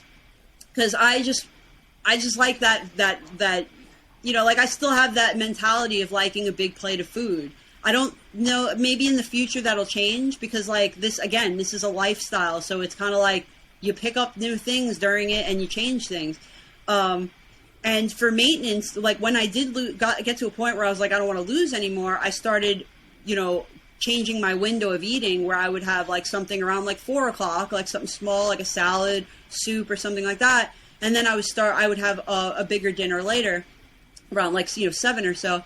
But I started out with, you know, like 11 to 1400 calories a day and doing intermittent fasting. I was basically doing like a 16 off, 8 on window. So like, but a lot of times, honestly, it would translate into like, because of the fact that like I was the person that would work a lot, you know, I would end up being on the computer a lot, even through COVID.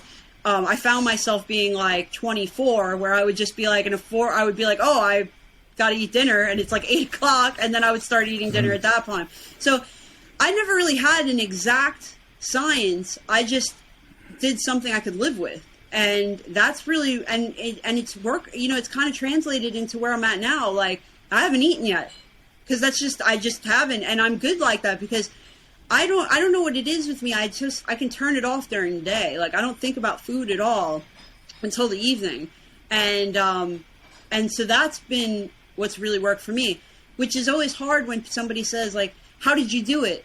And you're like, what worked for me doesn't mean it's going to work for you.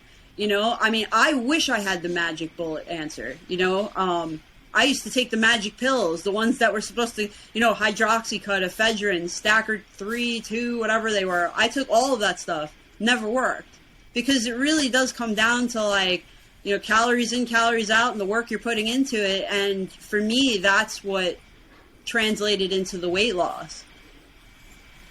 And describe a typical meal that you would have had during this time period. What would make up your 11 to 1,400 calories for your one big meal? Sure. So for this evening, what I'm going to eat, I'm actually making. I love Italian food, so a lot of my food choices are substitutions. Like, I've tried to find things I really, really like and find something that's a healthier version. So tonight I'm making chicken parmesan sandwiches with zoodles and spaghetti sauce.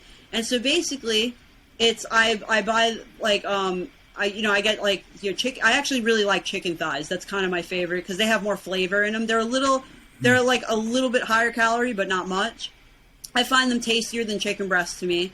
And I'll take so I'll make some chicken thighs and with some rotisserie seasoning. Pull that chicken. I pull the skin always. Take the meat. Put it on. I have low carb and low calorie. Little hamburger buns that I buy. And I'm going to put, I measure everything out and weigh everything. So I put like a serving size of sauce and, part skim mozzarella cheese. And I'll have like 2 of those sandwiches. And then I've fallen in love with zucchini noodles, which they call zoodles. And I'm obsessed with it. I actually have to buy a spiralizer. I've been buying like the frozen bags of them because I'm kind of nervous to try to make my own, but I'm going to try it eventually, getting a spiralizer. But basically it's like zucchini cut into the form of spaghetti. And I love it. Like, it has become one of my go-tos. And so I take that and I have this truffle and parsley seasoning, which is another one of my favorite things. Throw that on there. I measure out like Rouse. Like, there's a company called Rouse that makes pasta sauce. They make it with olive oil instead of like a lot of the other companies use canola oil, which is terrible for you. And so I measure some of that out, and I'll eat that, and that's like a meal for me. And I'll have something on the side with it, either like I make these little spring roll things that I put mustard on, or sometimes I'll have an English muffin with it. Sometimes I'll have a salad with it, just depending on what I feel like. And for a snack, I usually I'll either do fruit. They have these ice cream. They're not really ice cream. They're frozen desserts. They're called Arctic Zeros because they're not made with milk or dairy. And they're like 160 calories for the entire pint. And things like that, you can sit there with a pint of ice cream. I mean, I used to do it. I don't know what I'm saying. Like, I used to sit in front of the TV with a pint of Haagen-Dazs, and next thing I know, I'm going through it. But now if I do that with one of these Arctic Zeros, it's not a big deal because it's only 160 calories. So I try to find things I can substitute a lot. Like, I kind of completely had forgotten how good popcorn was. And I recently found the 100-calorie bags of popcorn at the grocery store. I didn't even know they still made the 100-calorie bags. So I was super stoked about that. And I'll throw some seasoning on that and have that. It's a great snack for 100 calories. So, like I said, it's all about finding things that I can enjoy, that are lower calorie, that I can live with, and that are substitutions for things I like. And that's worked for me pretty well so far. Did you use any trackers or anything like that to count your calories? No, I'm one of those people that do them in my head, and because it's kind of easy because it's like, especially when during the 6 months it was one meal, and then a snack. So it was kind of like I would just do the calculations in my head right there. As far as tracking for exercise though, I would use the DDP Yoga app, basically for the calorie counts, and then my Fitbit for steps at the time. I have an Apple Watch now, but back then I was using a Fitbit. Those are the only tracker things I would use. I would never track my calories. But I do think that's kind of important though. I feel like I should have done it. I didn't do it, and I actually didn't need to, but I feel like it is a good tool though, because for me, I was consistently losing 15, 12, 10 pounds a month. I didn't lose anything under double digits per month somehow. What I was doing was working really well. But that's crazy for a woman. You know, usually women you lose a lot slower than the men do. You know. Yeah, I mean, I was doing 50-minute workouts, DDPY workouts. Like, I would do nothing less than 50 minutes. Like, except there was only one workout rather that I would do that was under 50, and that was Synergy 40 because I used to love that workout when I started. That's a tough workout. That's a tough. Yeah, workout. I loved it because it was my Wednesday workout. Funny enough. Because it was the shorter one, so it was the slight break I would give myself during the week. Yeah. But then I would go to the track afterwards, and I would do like 5 miles 5 days a week. And then my husband was walking with me on the weekends because we had gotten a new puppy, a chocolate lab, and so he needed to be walked. So I was walking him. So all of it was working together really nicely. But as far as the food tracking, I could see how it is a very important tool, though, because if you are going through this process and you're finding that you're not losing the weight, you can look back and say, oh, this day I ate this much, or this day I ate that much, or maybe I had too much sodium this day. Anything that you can think, so I do think it is very helpful. It's just, for me, I'm not one of those people that it's just, for me, it's easier to do it in my head. I don't know why, but and plus I also pretty much eat the same couple of meals regularly. Like, when I find something I like, I kind of stick with it. We do too. So tell us about that thing over your shoulder there. Oh, so this bad boy here. This is the Positively Unstoppable Championship belt, which I still can't believe there's Dallas is on. It's so wild. Oh, it says Candi Herndon. Yeah, sorry, I'm trying. There's a little bit of a glare, but yeah, and then it's and then there's a picture of Dallas, and then it says champion, and then it's 2020 for the year, which is really cool. And then they have these cool emblems on the side, and it's exactly like a regular championship belt, and it's very heavy, which was kind of surprising to me. Like when I picked it up, I was like, wow, it has weight to it. It was really awesome, because I've been a wrestling fan my whole life. So, to me, this was like a bigger prize than any of the money. Honestly, I was just like, take it or leave. I mean, $25,000, pretty nice, but this was the real deal to me. And we weren't 100% sure if we were getting belts. It's not that nobody said we weren't. We just weren't sure. Or, we hadn't heard anything, and we were so grateful for everything we had gotten. The experience itself was priceless, that I feel like nobody wanted to ask. So one day I'm just sitting here, I'm just doing a workout. I was literally about to start a workout, and there was a knock at my door, and I see a box from DDPY, and I'm like, okay, what is this? It was all out of my mind.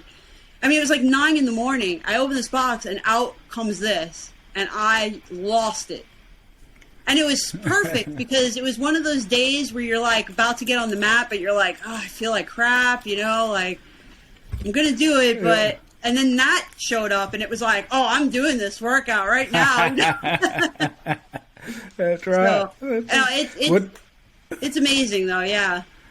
Well, you were the overall champion for 2020. Yeah. Correct.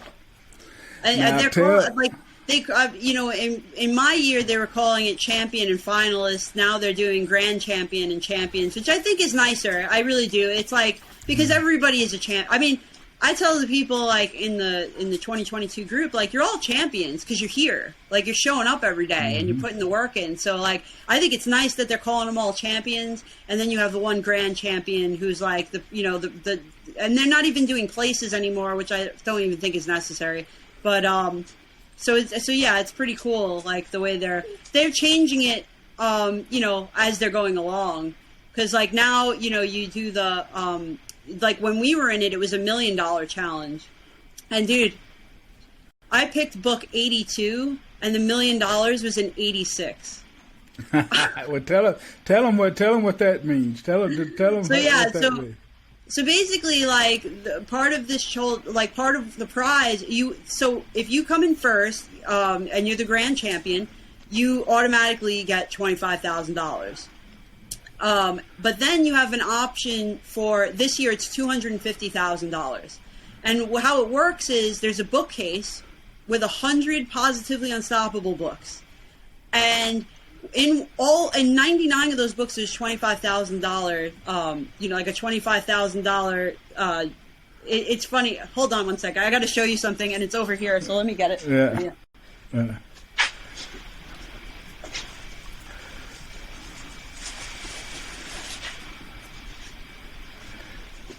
So, because it's really cool. I actually haven't posted a picture of it yet.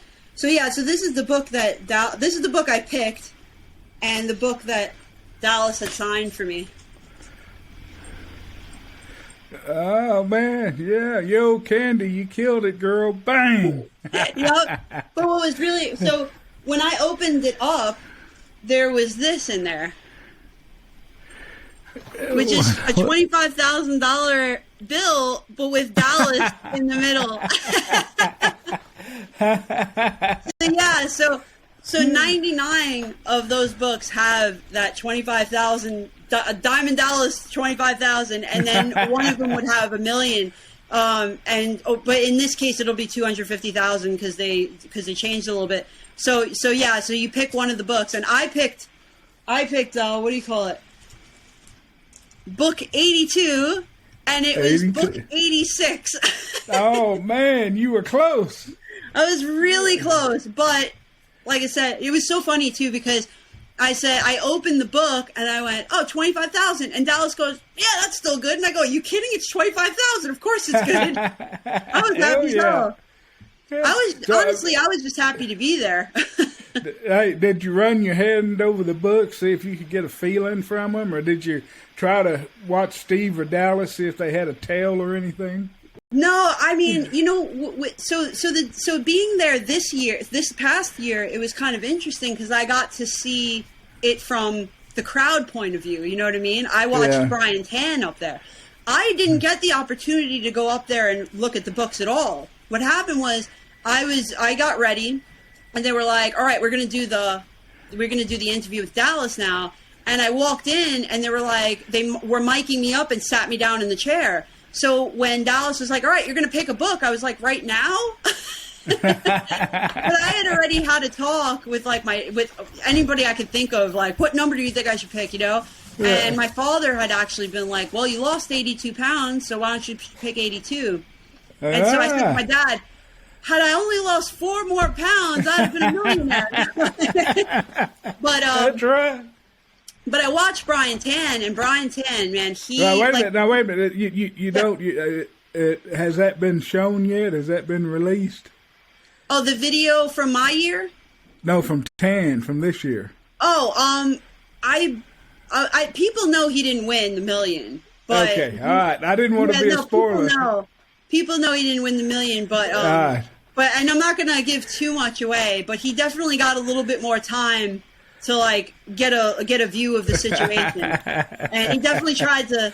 It's hard, man, when you're up there and you're looking at 100 books and you're just like, which one? And like I said, I was doing it on the fly, so I stood up and I looked at this bookcase, and I'm just like, I'm just gonna go with what we spoke about because I can't think of, it was so big. But to me, it was like I said, seeing the 25,000, it was like, all right. 25,000, this experience, and then of course now that I have the belt, it's like, you could keep the million. Honestly, this is worth more than $1 million to me because I haven't been up to New York yet since 2000. Well, it's been since 2019 because I had cancer and then COVID hit, and so my father and my brother are super wrestling fans too. So they haven't even seen this belt yet. I mean, they haven't seen me since I've lost last time I seen my brother and my father, I was over 250 pounds.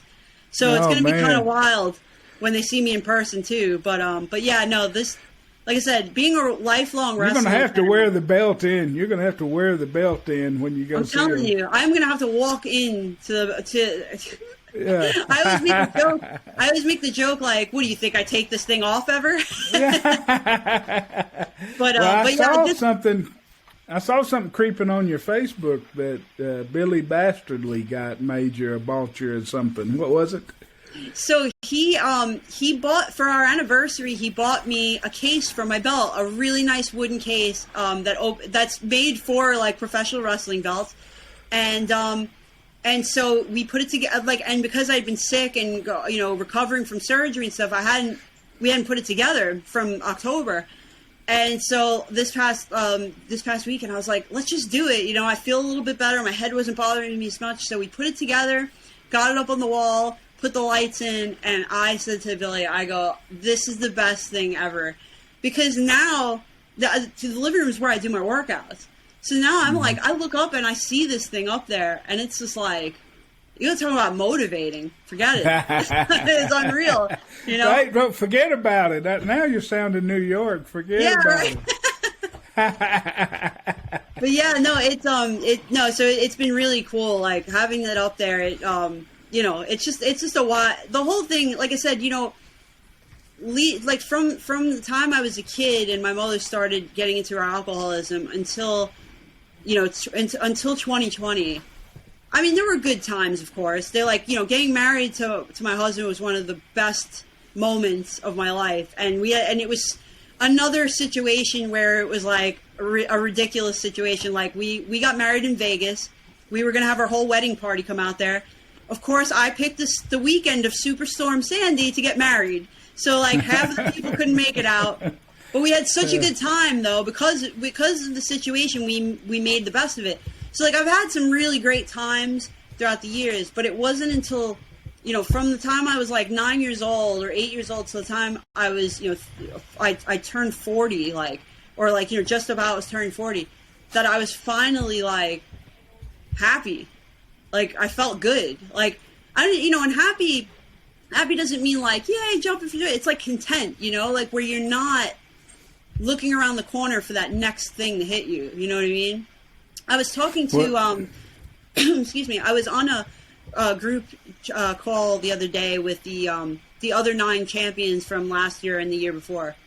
And I said, we were talking about goals and like how important it is to make sure you have goals after you lose the weight, because, that's such a big goal. It's important to have something to go forward to. And I was like, excuse me again. Sorry about that. That I never had goals in my life, ever. When I was a kid, a teenager, nothing. And it's because I never looked towards the future, because the future was uncertainty and the future was scary. The future meant like something bad coming my way, something, terrible, always. So, 2020 was the first time I ever had goals. Oh, I'm sorry. I'm having a bad time. Take a drink, yeah. And that DDP yoga drink, a water bottle. I love this thing because it's the perfect measurement for like the Propel. I use those Propel electrolyte. What do you call it? Powdered things, and it's like the perfect amount of water for it. So, but yeah, no. So what I was saying was, after I lost the weight in 2020. It was kind of like, what do you do next? Like this was the goal. And it was like, what do I do next? And then it was like, I actually had more goals. And I thought, holy hell, like I actually have goals.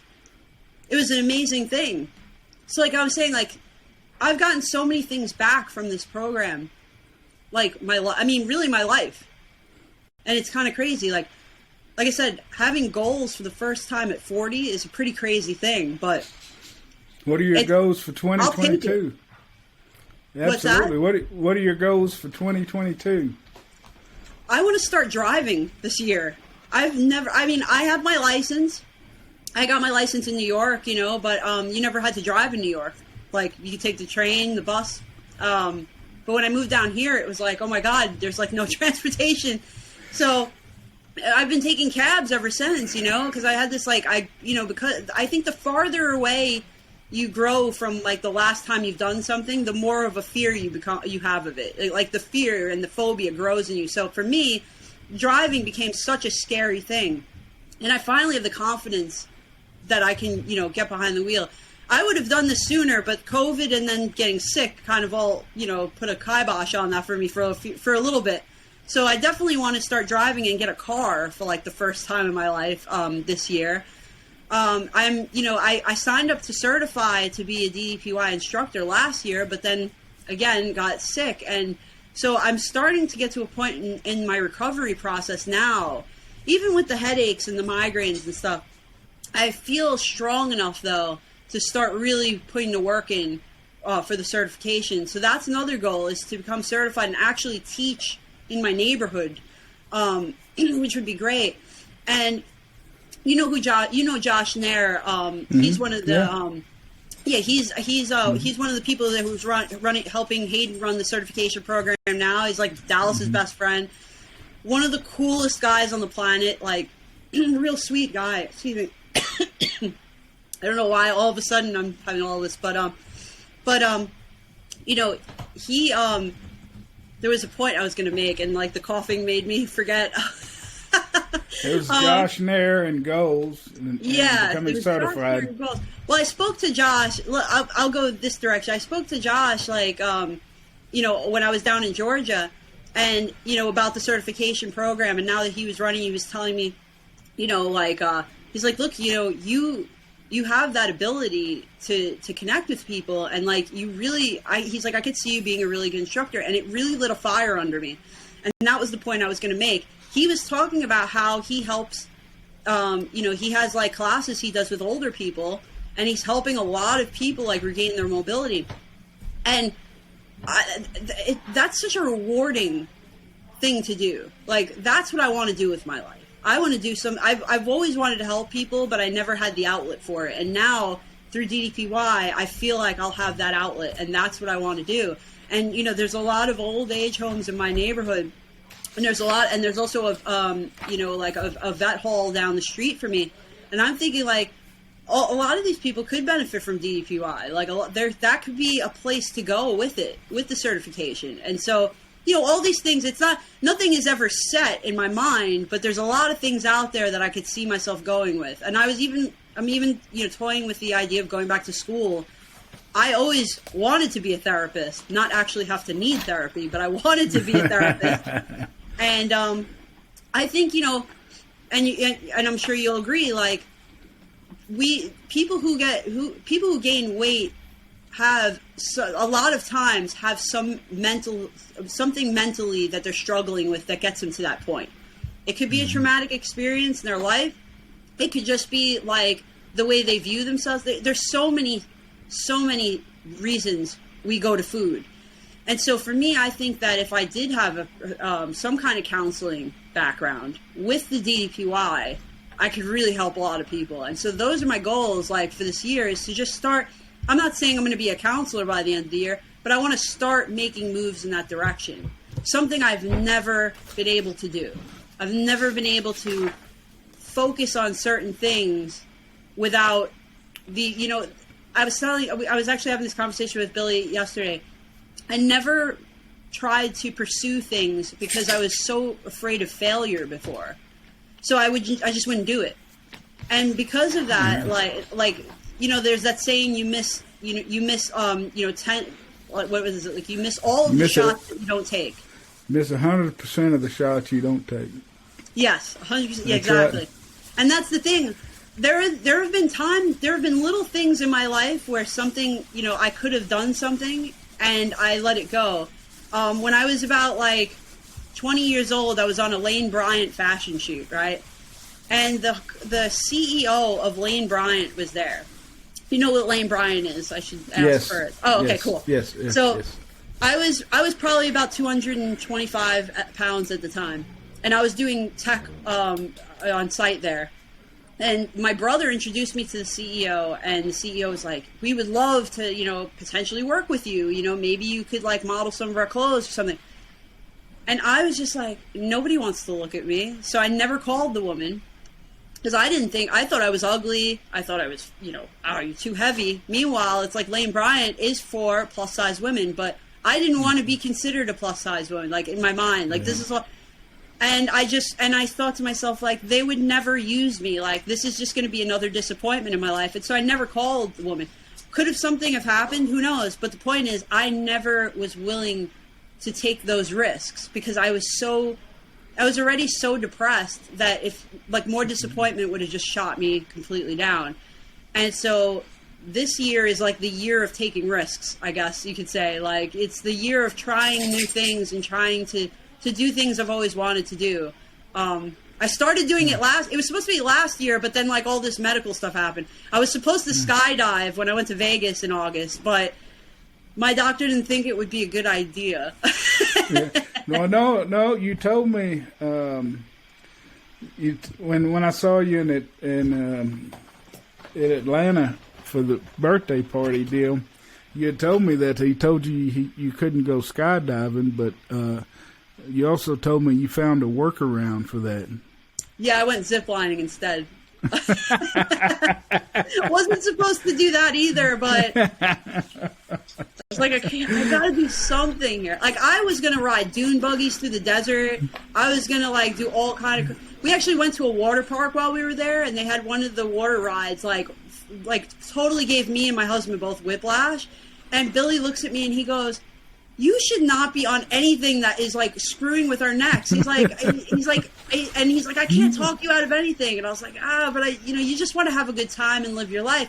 And it was the first time I could wear a bathing suit outside without a t-shirt over it. And so to me, it was like, I just want to do all these things. Like the first time I could, like back in like, I think 2013, my really good friend, this girl, Christine, she was also my maid of honor.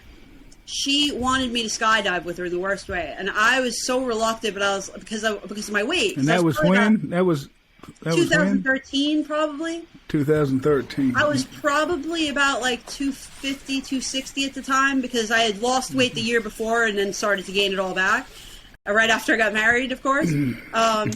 But we went to the place at this place where they were doing the skydiving, and like the limit was like 250. And I was pretty sure I was over 250, but I wasn't 100%. And I was just like, and I didn't want to have that. I didn't want to have that moment of being like, like I can't get on it. You know what I mean? Luckily, they only had one spot available, and it was her sister's birthday. And so I was like, oh yeah, your sister totally should do this for her 30th birthday. Like totally, like let her go, you know? And so I got out of it. And it was always kind of like that with things with me. I've got one of those stories. Oh, do you?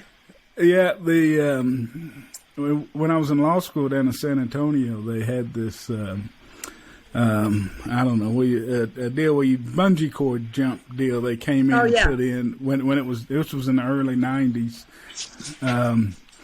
and it was new, and I was drinking pretty hard back in those days, and I was 330 probably I was over 330 probably.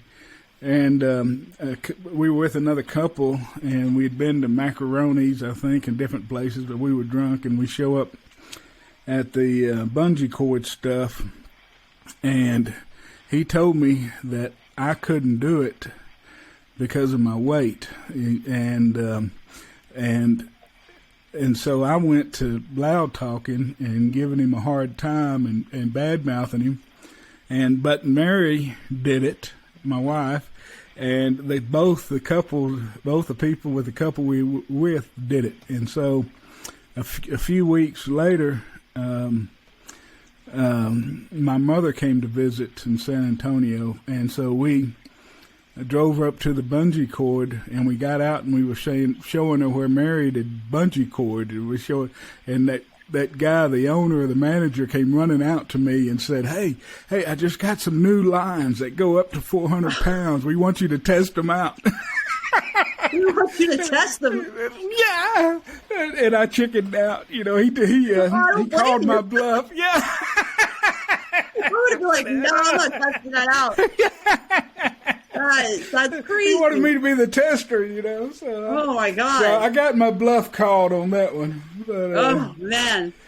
Well, I did. I went in 2012. Luckily, I had gotten down to about 220. At the top of the stratosphere, which is like the tall. I think I don't know if it's still the tallest, but at the time it was the tallest hotel. they have like a bungee thing you can jump off of, that's 810 feet in the air, I think it is. Dang. And so after I got married, I literally walked a plank and jumped off the top of the stratosphere. Damn. Yeah, that was awesome. And then my maid of honor did it too. Billy did not do it. He's not into height. He takes after me, you know. But yeah, I mean, I remember like back probably, it was probably about 2000. I was like maybe like 19 years old. I went to, it was the same friend in North Carolina I went to visit. And we went to her friend's house. And her friend had a porch swing. So me and my friend are sitting on the porch swing, and I'm rocking it back and forth. And the next thing I know, my side goes boom.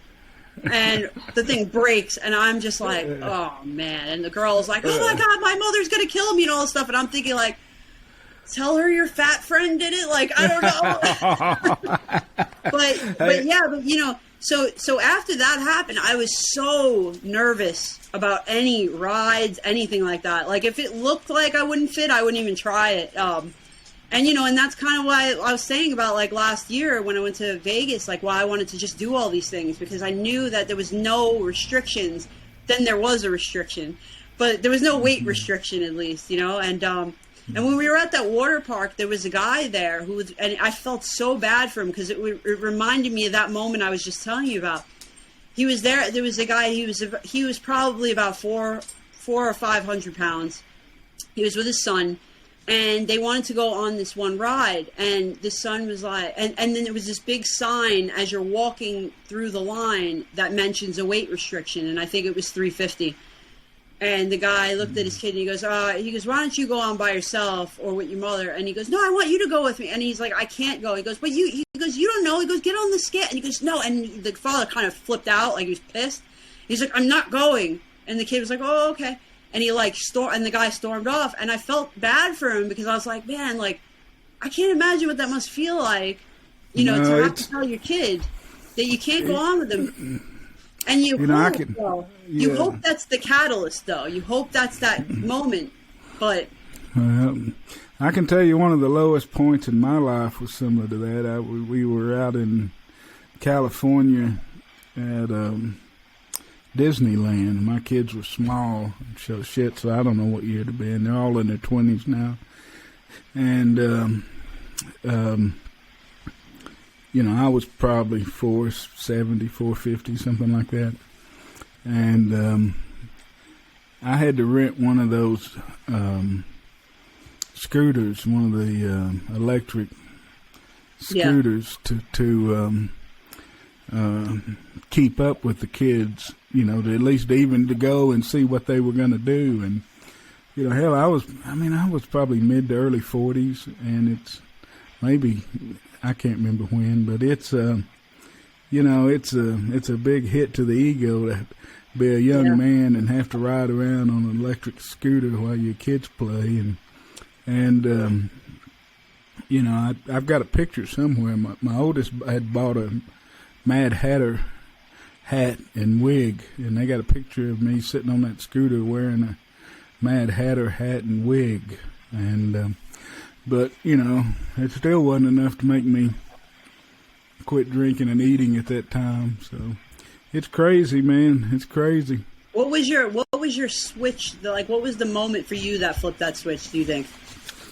Well, the drinking was easy. The drinking was, in 2012, I went into the hospital. I didn't think I was going to get out. My lungs were full of fluid, and I spent 5 days in ICU, and maybe it's 4 days in ICU and then one in the regular. But, you know, they told me when I went in it was pulmonary embolism because of all the fluid in the lungs. And you know, I didn't think I was going to make it out. I had people come and tell me, you know, people I hadn't seen in years, and, you know, relatives and friends were coming to see me, and, you know, and people were, you know, crying. I was in that ICU. People could only come in one at a time, and you know, at that time I was drinking every night. I had my own law office, and I'd work all day and come home and drink all night. And, you know, I was drunk the night before I went to the hospital. But when I walked out of that hospital, my kids, I had two teenagers and one that I think just turned 18. And, you know, it scared the shit out of me leaving my wife, and we just lost a house to foreclosure. We were living in a rent house, and it just scared the shit out of me. And so when I walked out of that hospital, I hadn't had a drink of alcohol or a cigar since. But that was in 2012, and then, you know, I didn't stop eating. I kept eating and eating and eating, and really ate more than before. And so, but what got me on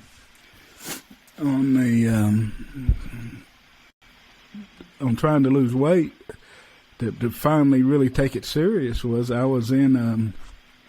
It was at Bert Kreischer running that half marathon. I don't know. I've been listening to Joe Rogan and Ari Shaffir and Tom Segura and Bert Kreischer doing the Sober October that year, and they were having such a good time. And then at first week at 1st of November, they got together, had a podcast, and they all were getting high and getting drunk, and they were giving Bert a hard time, and Bert was telling them he could do anything, and he could run a half marathon. So by the end, they bet him he couldn't. And so I was just getting up one morning, getting ready to watch football, getting my coffee on Sunday morning, and I opened my phone, Instagram or Twitter or something, and there's Bert running the St. Pete's half marathon on 2 weeks' notice. And, you know, and I'm thinking, if that silly sumbitch can do that on 2 weeks' notice, as much as he drinks and parties, you know, there's something out there I can do. You know, there's got to be something I can do. So I just, my dog's got something. Oh, he's got a water bottle. But, and that, I said, there's just something that I can do. And let me see if I can get away from it. That's going to make some noise. And that's what started it. Wow. And, you know, I was bone on bone like you were talking about, and 475, and orthopedic told me I couldn't, he wouldn't replace my knees unless I got down under 280, and, you know, I just said, shit, there's something I can do. I started with aqua aerobics and walking and slow carbon, and then I did that a couple of months, and then Dallas reached out to me, and I switched over to DDP yoga and never looked back after that. Yeah. So, it's kind of, I mean, it really is amazing what this can do for you without the impact on your joints. Because that was like, I mean, like, again, like my knees are terrible, my hips are really bad, and my lower back was terrible. And then with the Hashimoto's, making my joints inflamed constantly, it was a really rough, like doing traditional workouts is really hard. And so that's the crazy thing, right? Like I said, I could never jog. And I got, right before I was going into the hospital, I was getting to a point where I was about, like getting ready to start jogging. Because I could feel it. I would jog a little bit, and my knees wouldn't hurt that bad. But I was so nervous because for years I would never even consider doing it. But I know that, like, this program basically is saving all my joints. And doing it with little pain, you know, like you get the soreness. Like I said, I'm sore as hell right now from that page workout I did yesterday because of the stretching. Mm-hmm. But all that soreness is good because it's like basically working your muscles out so that you can do more, you know, like the next time I do that workout, I'm not even going to feel it. And so for me, it was such again, like you said, it was just like, it was a life-changing thing to be able to, you know, to be able to lose the weight while not, you know, being crippled basically because of the bone on bone situation with your knees and mine as well. Yeah, it's crazy. Like for me, the wanting to live flip switch was the cancer being told that the cancer could have potentially spread. Because I can tell you, man, for a week I was sitting on my couch like thinking to myself of all the times that I had said I wish I wouldn't wake up and all this, and I'm like, why did you ever say that? Like, you could potentially be facing that now, you know. But when I got the news that it hadn't spread, that's when I felt like, all right, you know, I'm going to change my life somehow. But the weight for me was when I went to get the radiation for the breast cancer. They laid me in the machine, and they had to alter the machine so that I could fit in it properly, and they could get the radiation. Because if they would have done it the traditional way, they didn't want the beams to go to the left and potentially hit my heart. And because of my weight, they had to, because of the way how heavy I wasn't fitting in like the indentation that they had laid out for most people. So they had to alter it and do all these things. And I was just thinking to myself, I can't continue on like this. This is crazy. Like, I can't get into a radiation machine right now properly. Like, this is, like, I remember the first MRI I had to get I think it was July 2020. I was down to about maybe like 220 something at the time. And I got in this MRI, and I had to lean over this like cradle so that they could get the MRI of my breast properly. I was in so much pain, and this was at 220. This wasn't even at like 270 or where I started at 230. I mean, I'm sorry. I think it was like 218. I was in the teens at the time because I had already lost like, I think like 15 and then 12 pounds the second month. So that third month I was probably like 2 something, like 18 or 215, something like that. And at that weight, I was in severe pain in this machine. And I'm thinking to myself, like, what would I be doing if I was at 237 or 270 now? So those, like, all of those little moments, like, definitely built up. And then I'll tell you this, like, you know, if this didn't solidify me not going back, what really solidified it for me was when that neurosurgeon was like, if you were over 250 right now, he's like, we would have never been able to do the surgery. He's like, the way we did it. He goes, we would have had to cut into your neck, and it would have been horrible surgery. He goes, and honestly, you probably would have already had a stroke, because, you know, the pathway, you know, you're talking about a very narrow space with a lot of nerves and arteries and veins and whatnot running through it. You add like a cushion of fat on top of it, and it's like you're playing with fire. So to me, it's like everything points to staying in a healthy place. And like I said, to me, it was all about vanity back in the day. It was all like, oh, I want to wear like cute clothes, and I want to be able to, like, you know, I want to look thin. And it's real. And I think that that's such a damaging, toxic way to approach the journey, to approach a like weight loss journey, because you'll eventually get there where you can wear the smaller clothes, but how are you going to stay there? If that's your motivation, you know what I mean? And eventually, and, you know, and we all get older. So, like, there's a time where those cute clothes, you may not look right in them. There's got to be something more to it. And to me, like, and that, for me, that was a big deal, finding, like, yeah, you, like, don't want to be in pain when you bend over. You want to be able to walk, you know, to the grocery store without being in excruciating pain. Like, you want to be able, like, Billy always says, like, he wants to be able to, like, hop up at a moment's notice and do something. You know, I never could do that. Like, it was an ordeal. If I'm sitting on the couch and, like, my friend is coming over and they don't tell me and I have, like, 20 minutes, holy hell, like, what can I put on that's not going to make me look like, you know, like, that's not going to make me look ridiculous? Like, you know, I probably haven't combed my hair in, like, 2 days because of the way I am, you know? So, and now it's, like, being, being at the Weight-O-Mat and without all the pains and stuff like that, and it's just like you hop up and you can go do anything. Like, I mean, before, like, getting off the couch was becoming a problem because it was too painful. So, you know, like for me, when I sit in with my knees, when I'm sitting here like this, like we've been this long, when I get up, it takes me quite a few steps and a few seconds to get to where I can use my knees, you know, get them straightened out right, you know, I mean, and you know, and the thing is, like, even for me, like, my left hip is pretty tight. I don't know, it's like really tight compared to the other one. So, like, for me, like, when I get up out of this chair, it's going to take a minute for that to, you know, get back into a normal place.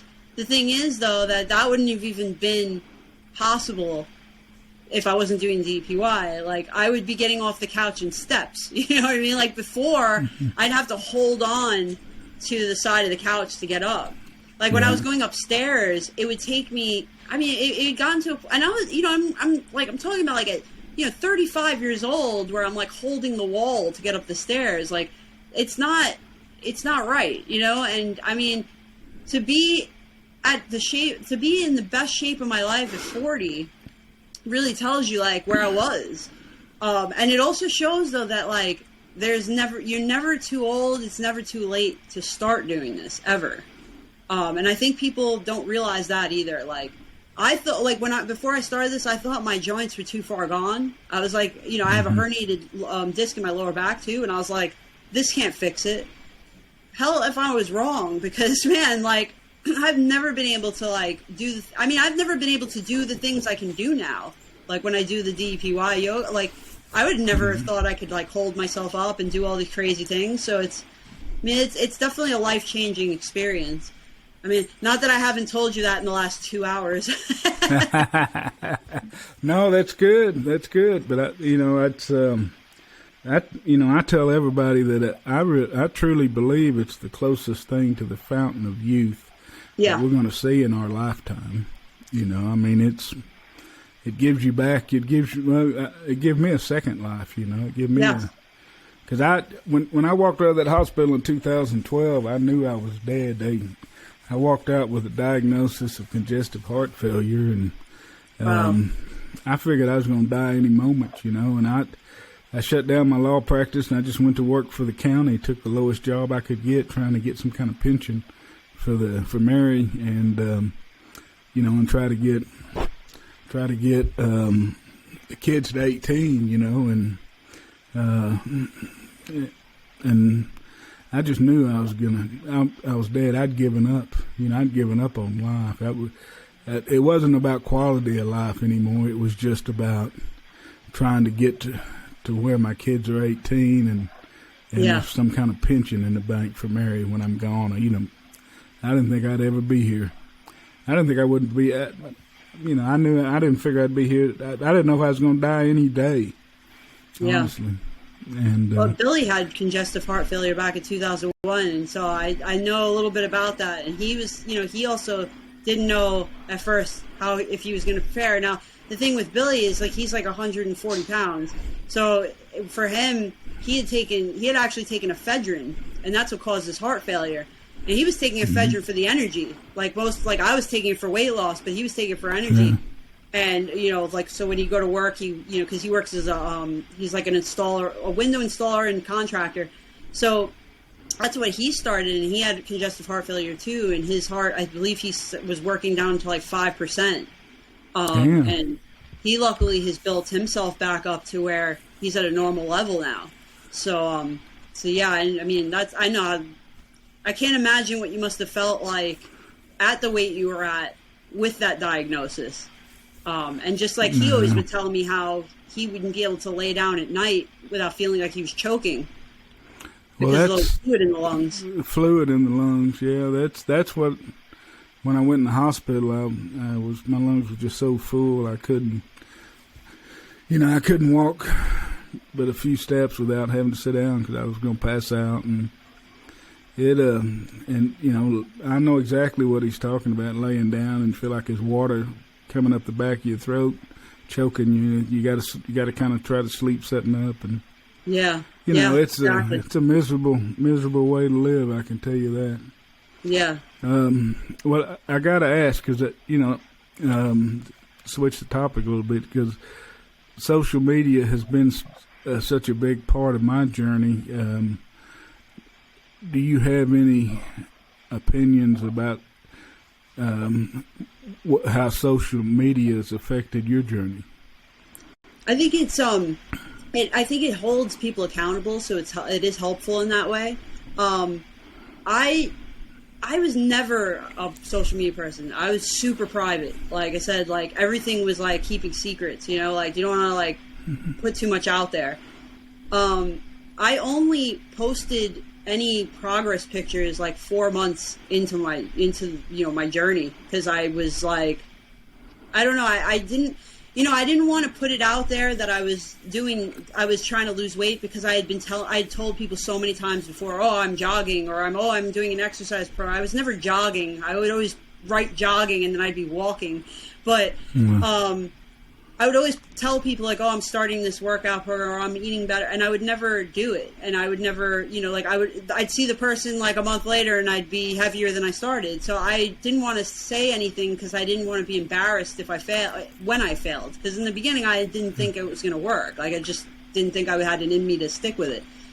But when I got to the 4-month mark and I was down, I think by then like about 50 or so pounds, I was over 50 pounds lost. I was like, all right, I'm going to post something about it. And the feedback was like pretty amazing.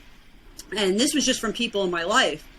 I didn't even know about the DDP yoga group on Facebook. Somehow I completely bypassed that. I was only in the 2020 Positively Unstoppable group, because that was part of where you access when you joined the actual challenge. So it took me till August to actually see that there was a DDP yoga group, and then I posted there, and it was like, got a ton of feedback. And then when I started posting my progress, then Dallas started reposting my stuff, and I was like, whoa, and I mean, the day he friend requested me, I had to call my father and be like, do you know who just friend requested me? You know what I mean? Because like, we used to watch Diamond Dallas Page on WCW like all the time. Like, I used to watch, like, wrestling was me, my father, and my brother's thing. Like, it was how we bonded.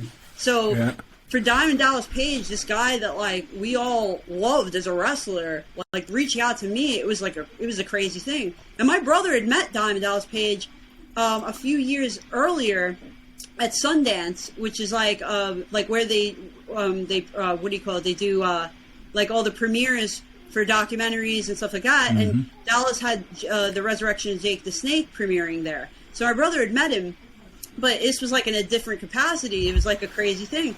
So, what do you call it? See, this is what I do. I start talking and I lose the original thought, because I just get so excited. Yeah. What was the question again? Man, I forgot. It originally was about social media, but then... Oh, right, social media. Sorry, yeah. I can get on tangents. But yeah, so... No, I know, yeah, you got on social media, and then Dallas friend requested you. Yeah, that's how I got to that point. I think exactly how. But yeah, no, I think that it's been... So for me, the point I was trying to apologize, was that I got into the social media game a little later. Like, people like Caitlin and Stephanie and Justin were already posting, and I started seeing their stuff. So when after I started getting a little bit more used to it, I started posting a little more, and then a little bit more here and there. And then I started getting people reaching out to me being like, your posts inspire me and things. And I'm like, really? Like me? I don't think of myself like that. Then I won the challenge, and then I started getting a lot of people reaching out to me and saying, and then I started getting people telling me like, I really love your posts. They really like help me out every day. And I wasn't really intending on posting it. And I still don't post every day, because I feel like, I just I don't really have all of that. I don't have that much to say. You should be surprised since it's been 2 hours. But I just, getting that feedback, I felt like it was such a great opportunity to try to help people. And so I try to put things out there that are like I try to be as real as I don't lie about anything I put on social media. I'm just straight out. Like, this is me. Maybe the way I think or the way I used to think and resolved will help you in your journey. Or here's like something I found that I really enjoy that you might enjoy, so I think for me, it's been very helpful in, I think it's been also very helpful in connecting with people, coming out of my shell a little bit, something I hadn't done previously.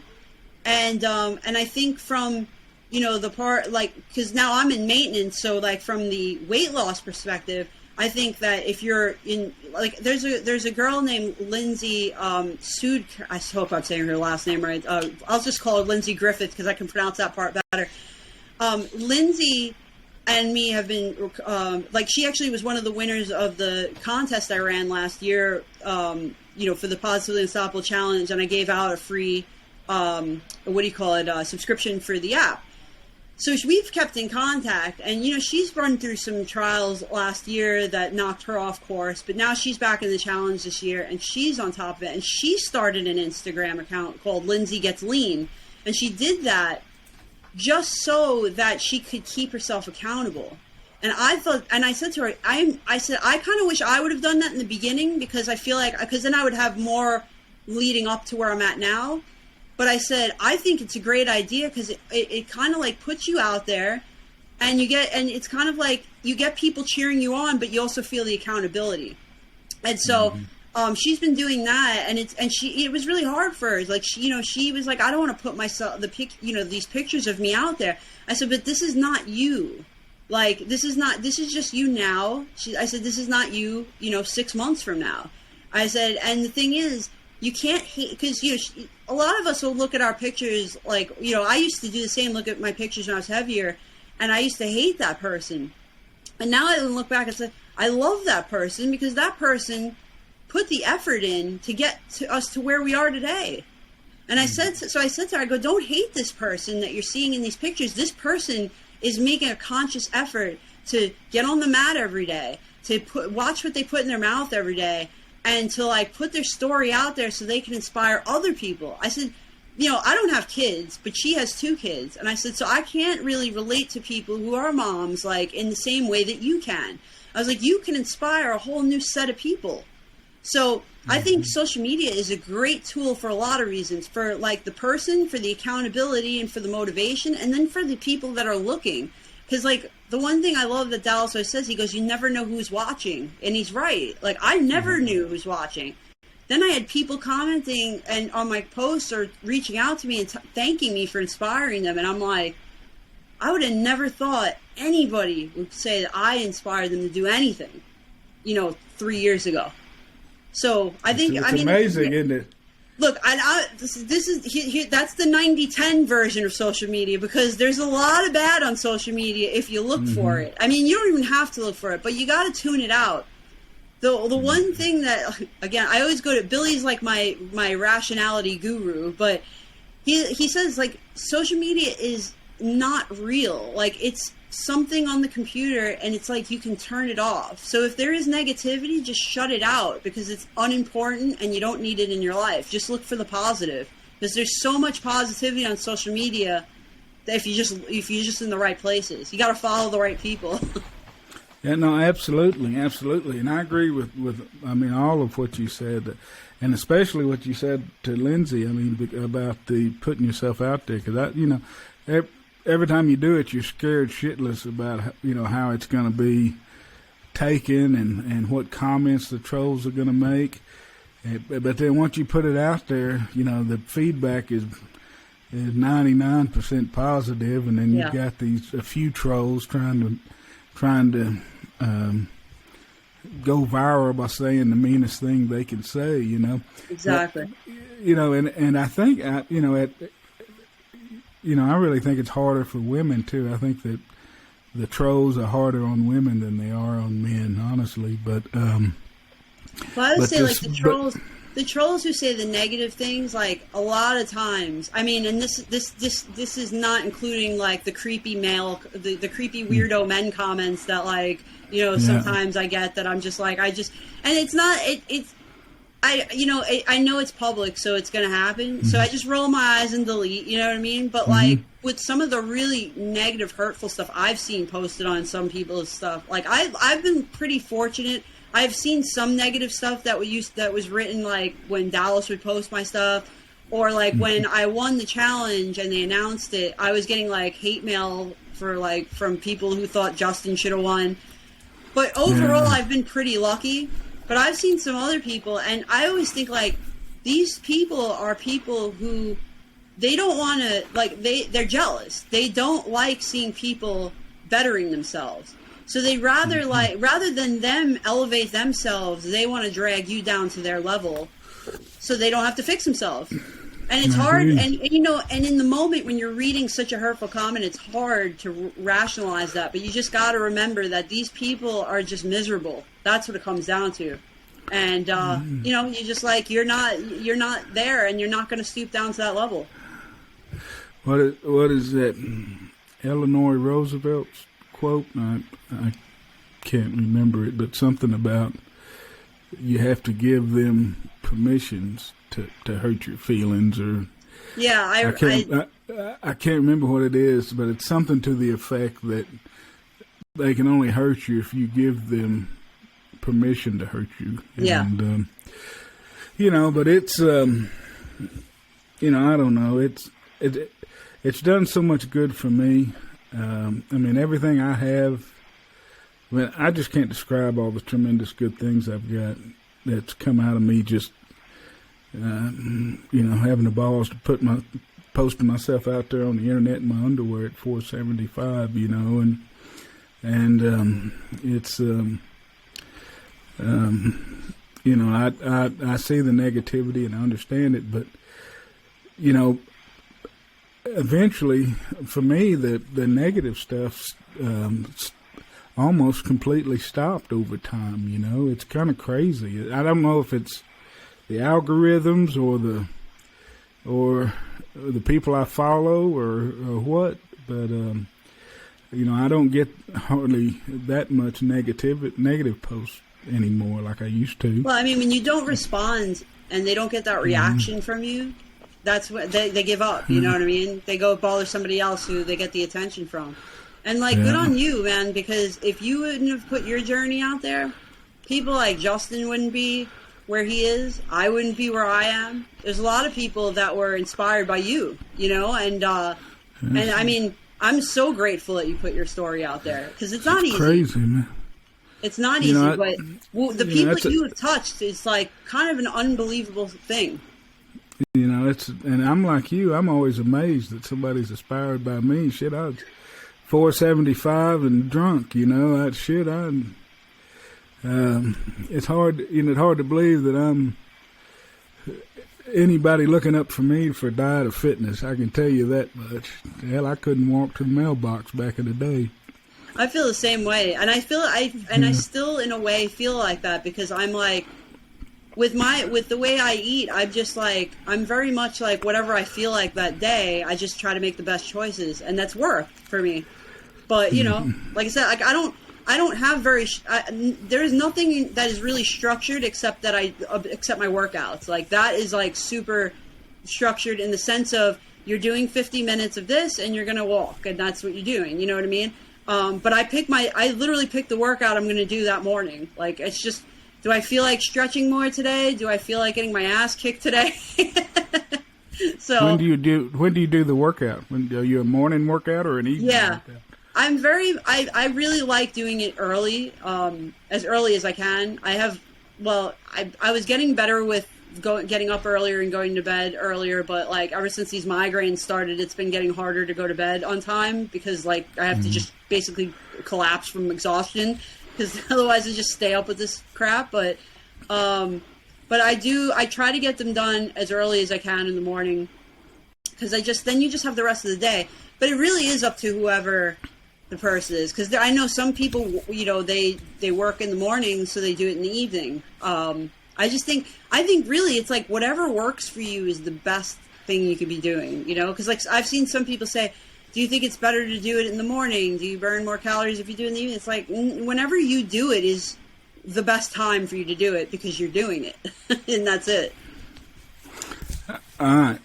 What advice do you have to people who are just starting their journey? If you were back at the first and trying to decide to start your journey or not, what advice would you have to give them? I would tell them to do a solid month of everything right. Eat properly, do workout, do your, you know, however many days of workouts you plan to do, but do it all right. Do it consistently and do it correctly. Because once you get on that scale at the end of the month and you see the results, the motivation from that will take you through the rest of your life. I mean, I had no hope when I started this program. I'll tell you, the week 1 guide I saw where Dallas was basically giving me hope, that was the only hope I ever had. at that time. It was like, maybe this will work. And I didn't think it was going to work for weight loss. I was mostly just hoping I wouldn't be in pain.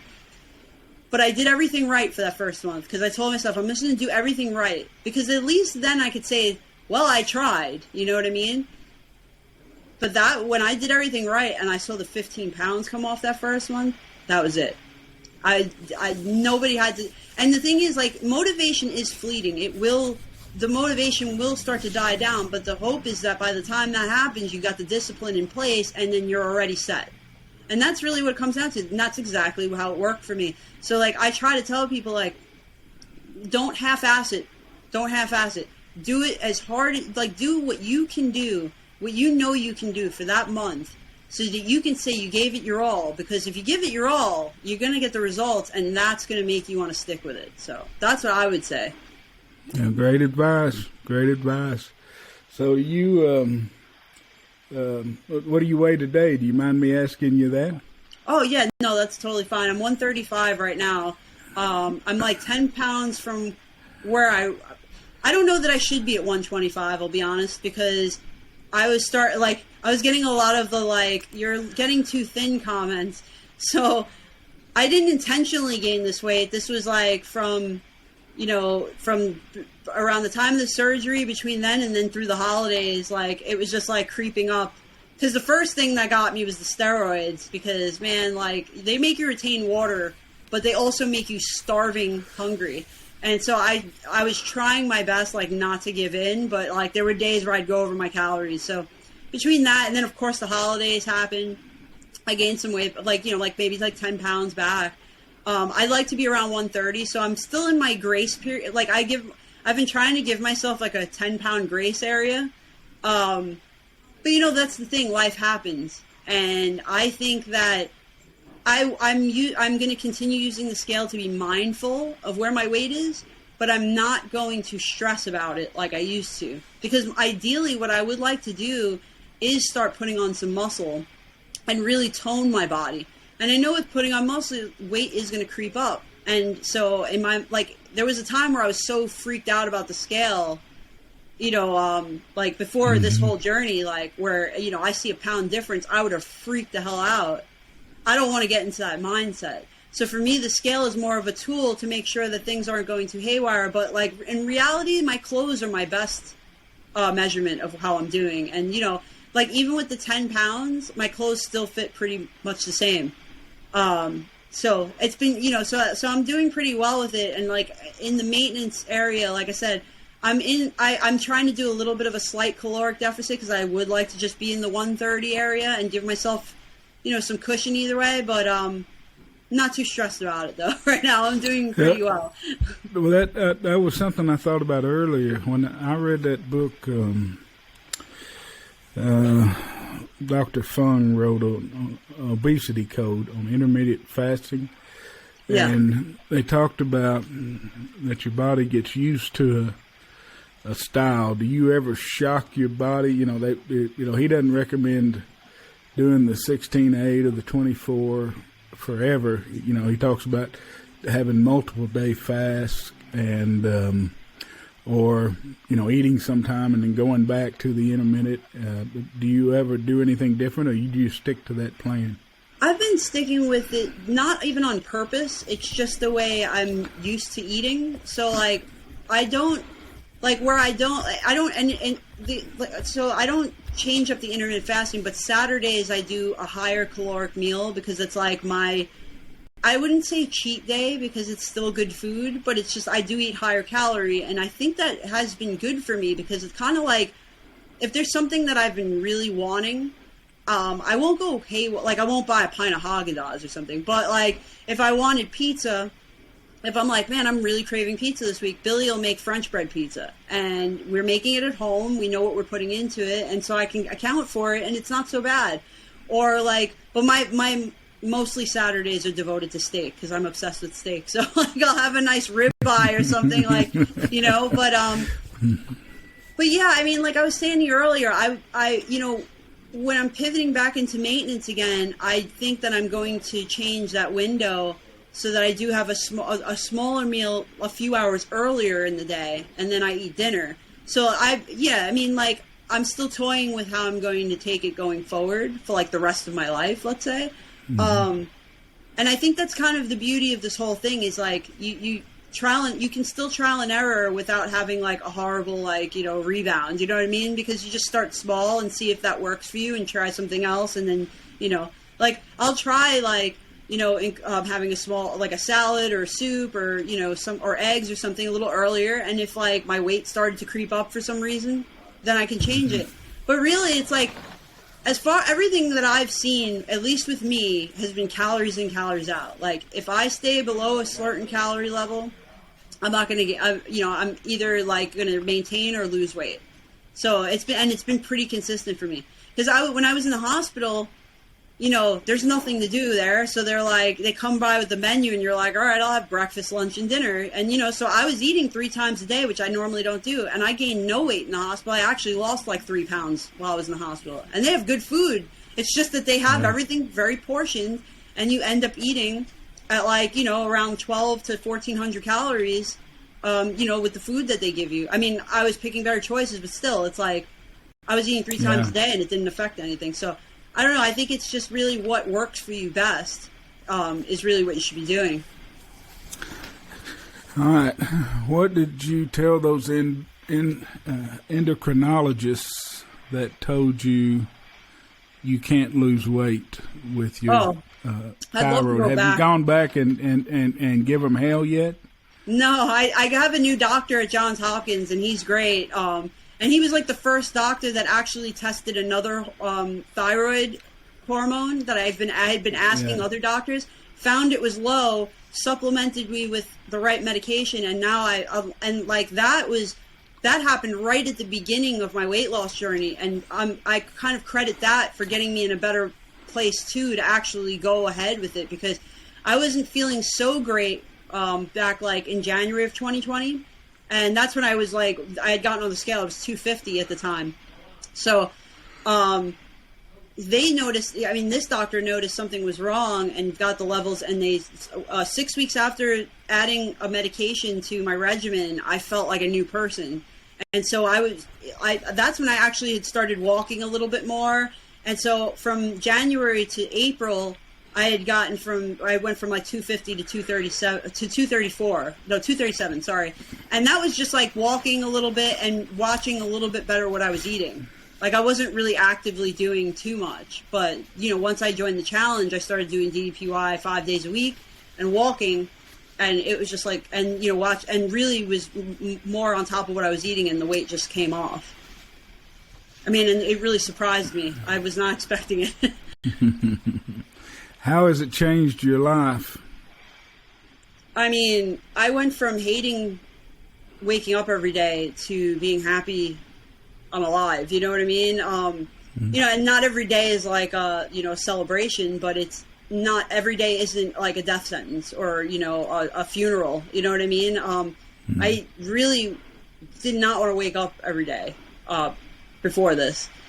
It was painful, and it was mentally exhausting, and it was mentally painful because all I did was just stress about things. And, you know, so, you know, I remember like the day after I got home from Georgia after, you know, that December 2020 win, I woke up and I was like, I'm just so happy right now. And I'd never felt that good. And it's only been uphill from there. So, well, you know, it's been this medical stuff I've been through with this aneurysm and the migraines and everything. It hasn't been easy to deal with, but I'm so happy to be alive because I could have died during this last surgery. Like they thought there was like a 50-50 chance. They had told me that I was going to have a massive stroke on the table during the second surgery. The fact that I'm here and I beat an aggressive cancer. I mean, I would not have been grateful 3 years ago for this, but because of everything I've been through, the positivity through the program and everything, I mean, I'm just happy to be alive at this point. And I'm happy I'm in a shape that I can try to pursue goals and do things now, where I would have never been able to do that before. So I have no doubt that you will not succeed at anything you put your mind to. Thank you, and I hope I didn't that. do that. I hope that wasn't a double negative. I know that you will succeed at anything you put your mind to. All right, I'll agree with that one. Yeah, is that better? Instead of me doing a triple negative. All right, now, I'm about to pee on myself, so we're going to have to it's all start good, wrapping man. this I got thing a up. dog who is so mad that he has not eaten yet. He's been hitting my table. All right, well, if you want someone to follow you, where would be a good place to go and follow you? I'm on Instagram as Candi, Candi _Rotten, Rotten. And I'm also on TikTok under Candi _Rotten as well. And if you want to friend me on Facebook, it's Candi Herndon. Please feel free to DM me. I'm willing to help anybody. I just be patient. I get a lot of direct messages, and I try to answer them all very personally because I'm very attentive to detail, as you can probably tell. So I try to write everybody back, but it ends up turning into an essay, so it takes me a bit. It's crazy, isn't it? Yeah, but I love it though. I really do love being able. There's a guy on Facebook named. He's also on Instagram as well. And you might know him, Jake Order. I don't know if you know if he's Jake Order. Yeah. He's a really sweet guy, and he had reached out to me.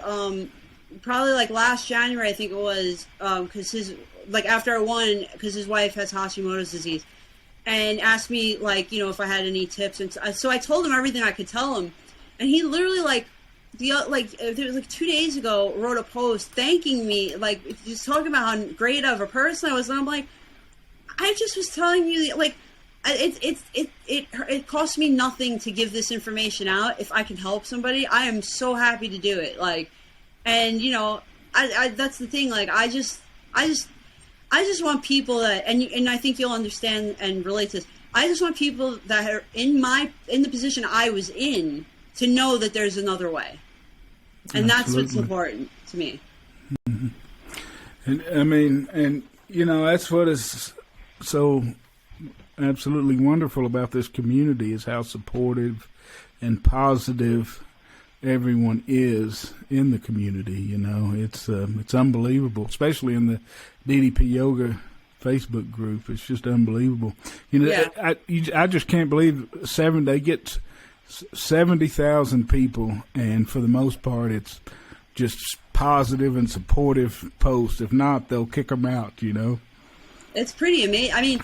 I think in the time I've been there, I've seen it grow by 20 to 25,000 people. I'm like, wow, it's definitely the most positive place on the internet. I haven't seen a more positive place. I haven't either. Yeah. All right. So let's wrap it up before I have to go get a towel. So let me look at my notes here. 2020. You are going to get certified in DDP yoga. You're going to go back to school to become a counselor. And you're going to get your driver's license. I have my driver's license, but haven't driven in probably over 10 years. So I want to get comfortable with it and be able to go places. And, there are other things, I have the desire to potentially go on I would love to do Ninja Warrior or something. I don't know that I could do it, but I would like to. I have crazy out there goals too that I'd like to do. So you never know. You never know. I want to do Survivor. I've always wanted to be on Survivor. Yes, that too. We should go on as a tag. We should go on as a team. I'm ready. I'll quit it's my so job funny. to go. We were talking about goals for this year, but that as a long-term goal, I would love to be on Survivor. Yeah, me too. I'm telling you, me and you should submit something to Jeff Probst to be like, yo, you got two people here who lost massive amount of weight. Yeah. It would be, we got a story. Hey, that's right. We can survive anything. Hell, to your story, you can survive anything. That's for damn sure. And don't worry, I would tell you when I found the immunity idol.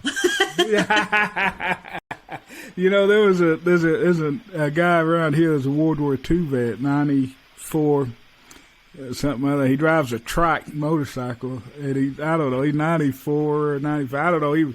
But he was in the Navy in the World War II in the Pacific, and on a destroyer. But on his trike, he's got I can't remember if it's a sticker or if it's a button he wears. He says, "I survived damn near everything."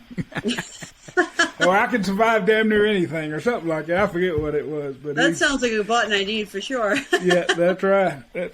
All right, Candi. Well, thank you for being so nice and letting me pick your brain, and I hope that your boss gets good news.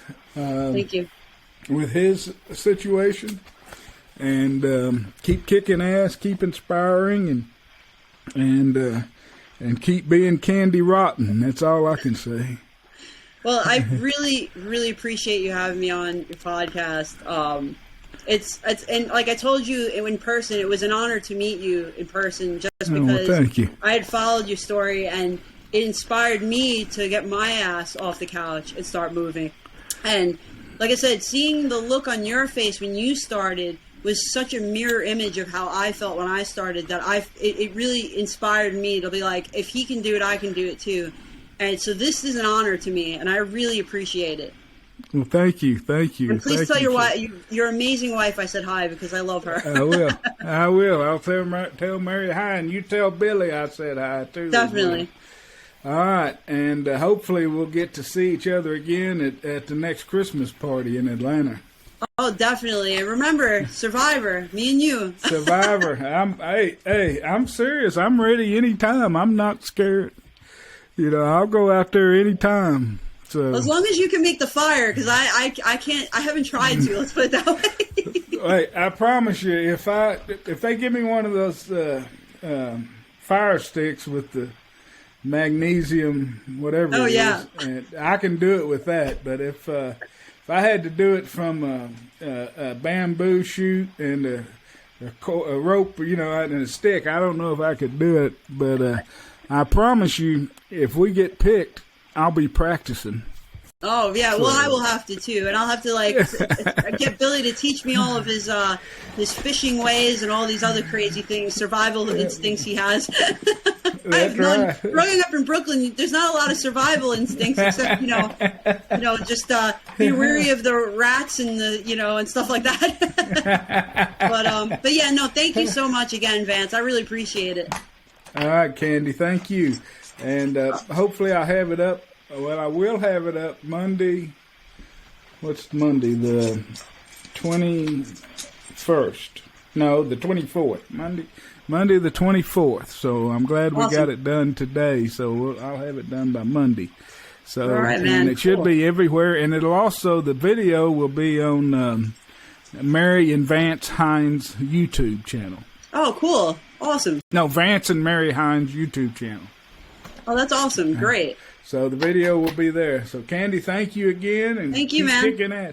All right, I'll see you later. Awesome. See you later, that's man. right. That's right. Yeah, bang, dude. bang. All right, I'm gonna stop it. Thank you for listening to the podcast today. I'm your host, Vance Hines of Transform with Vance, where transformations begin every day. Please take a moment, if you will, if you like the podcast, to subscribe and follow, and you can find us on social media as well, either under Vance Hines or Transform with Vance. Please tune in and subscribe to our feed. You'll be able to hear lots of transformation stories. I'm in search of interviewing as many transformations as I can find. So if you have a transformation that you would like to have someone interview and have and appear on the podcast, just send me the name and number, message me, and I'll reach out to them and try to get them here. But no matter what, a better life begins on the mat. Get on the mat and start your transformation today. Thank you.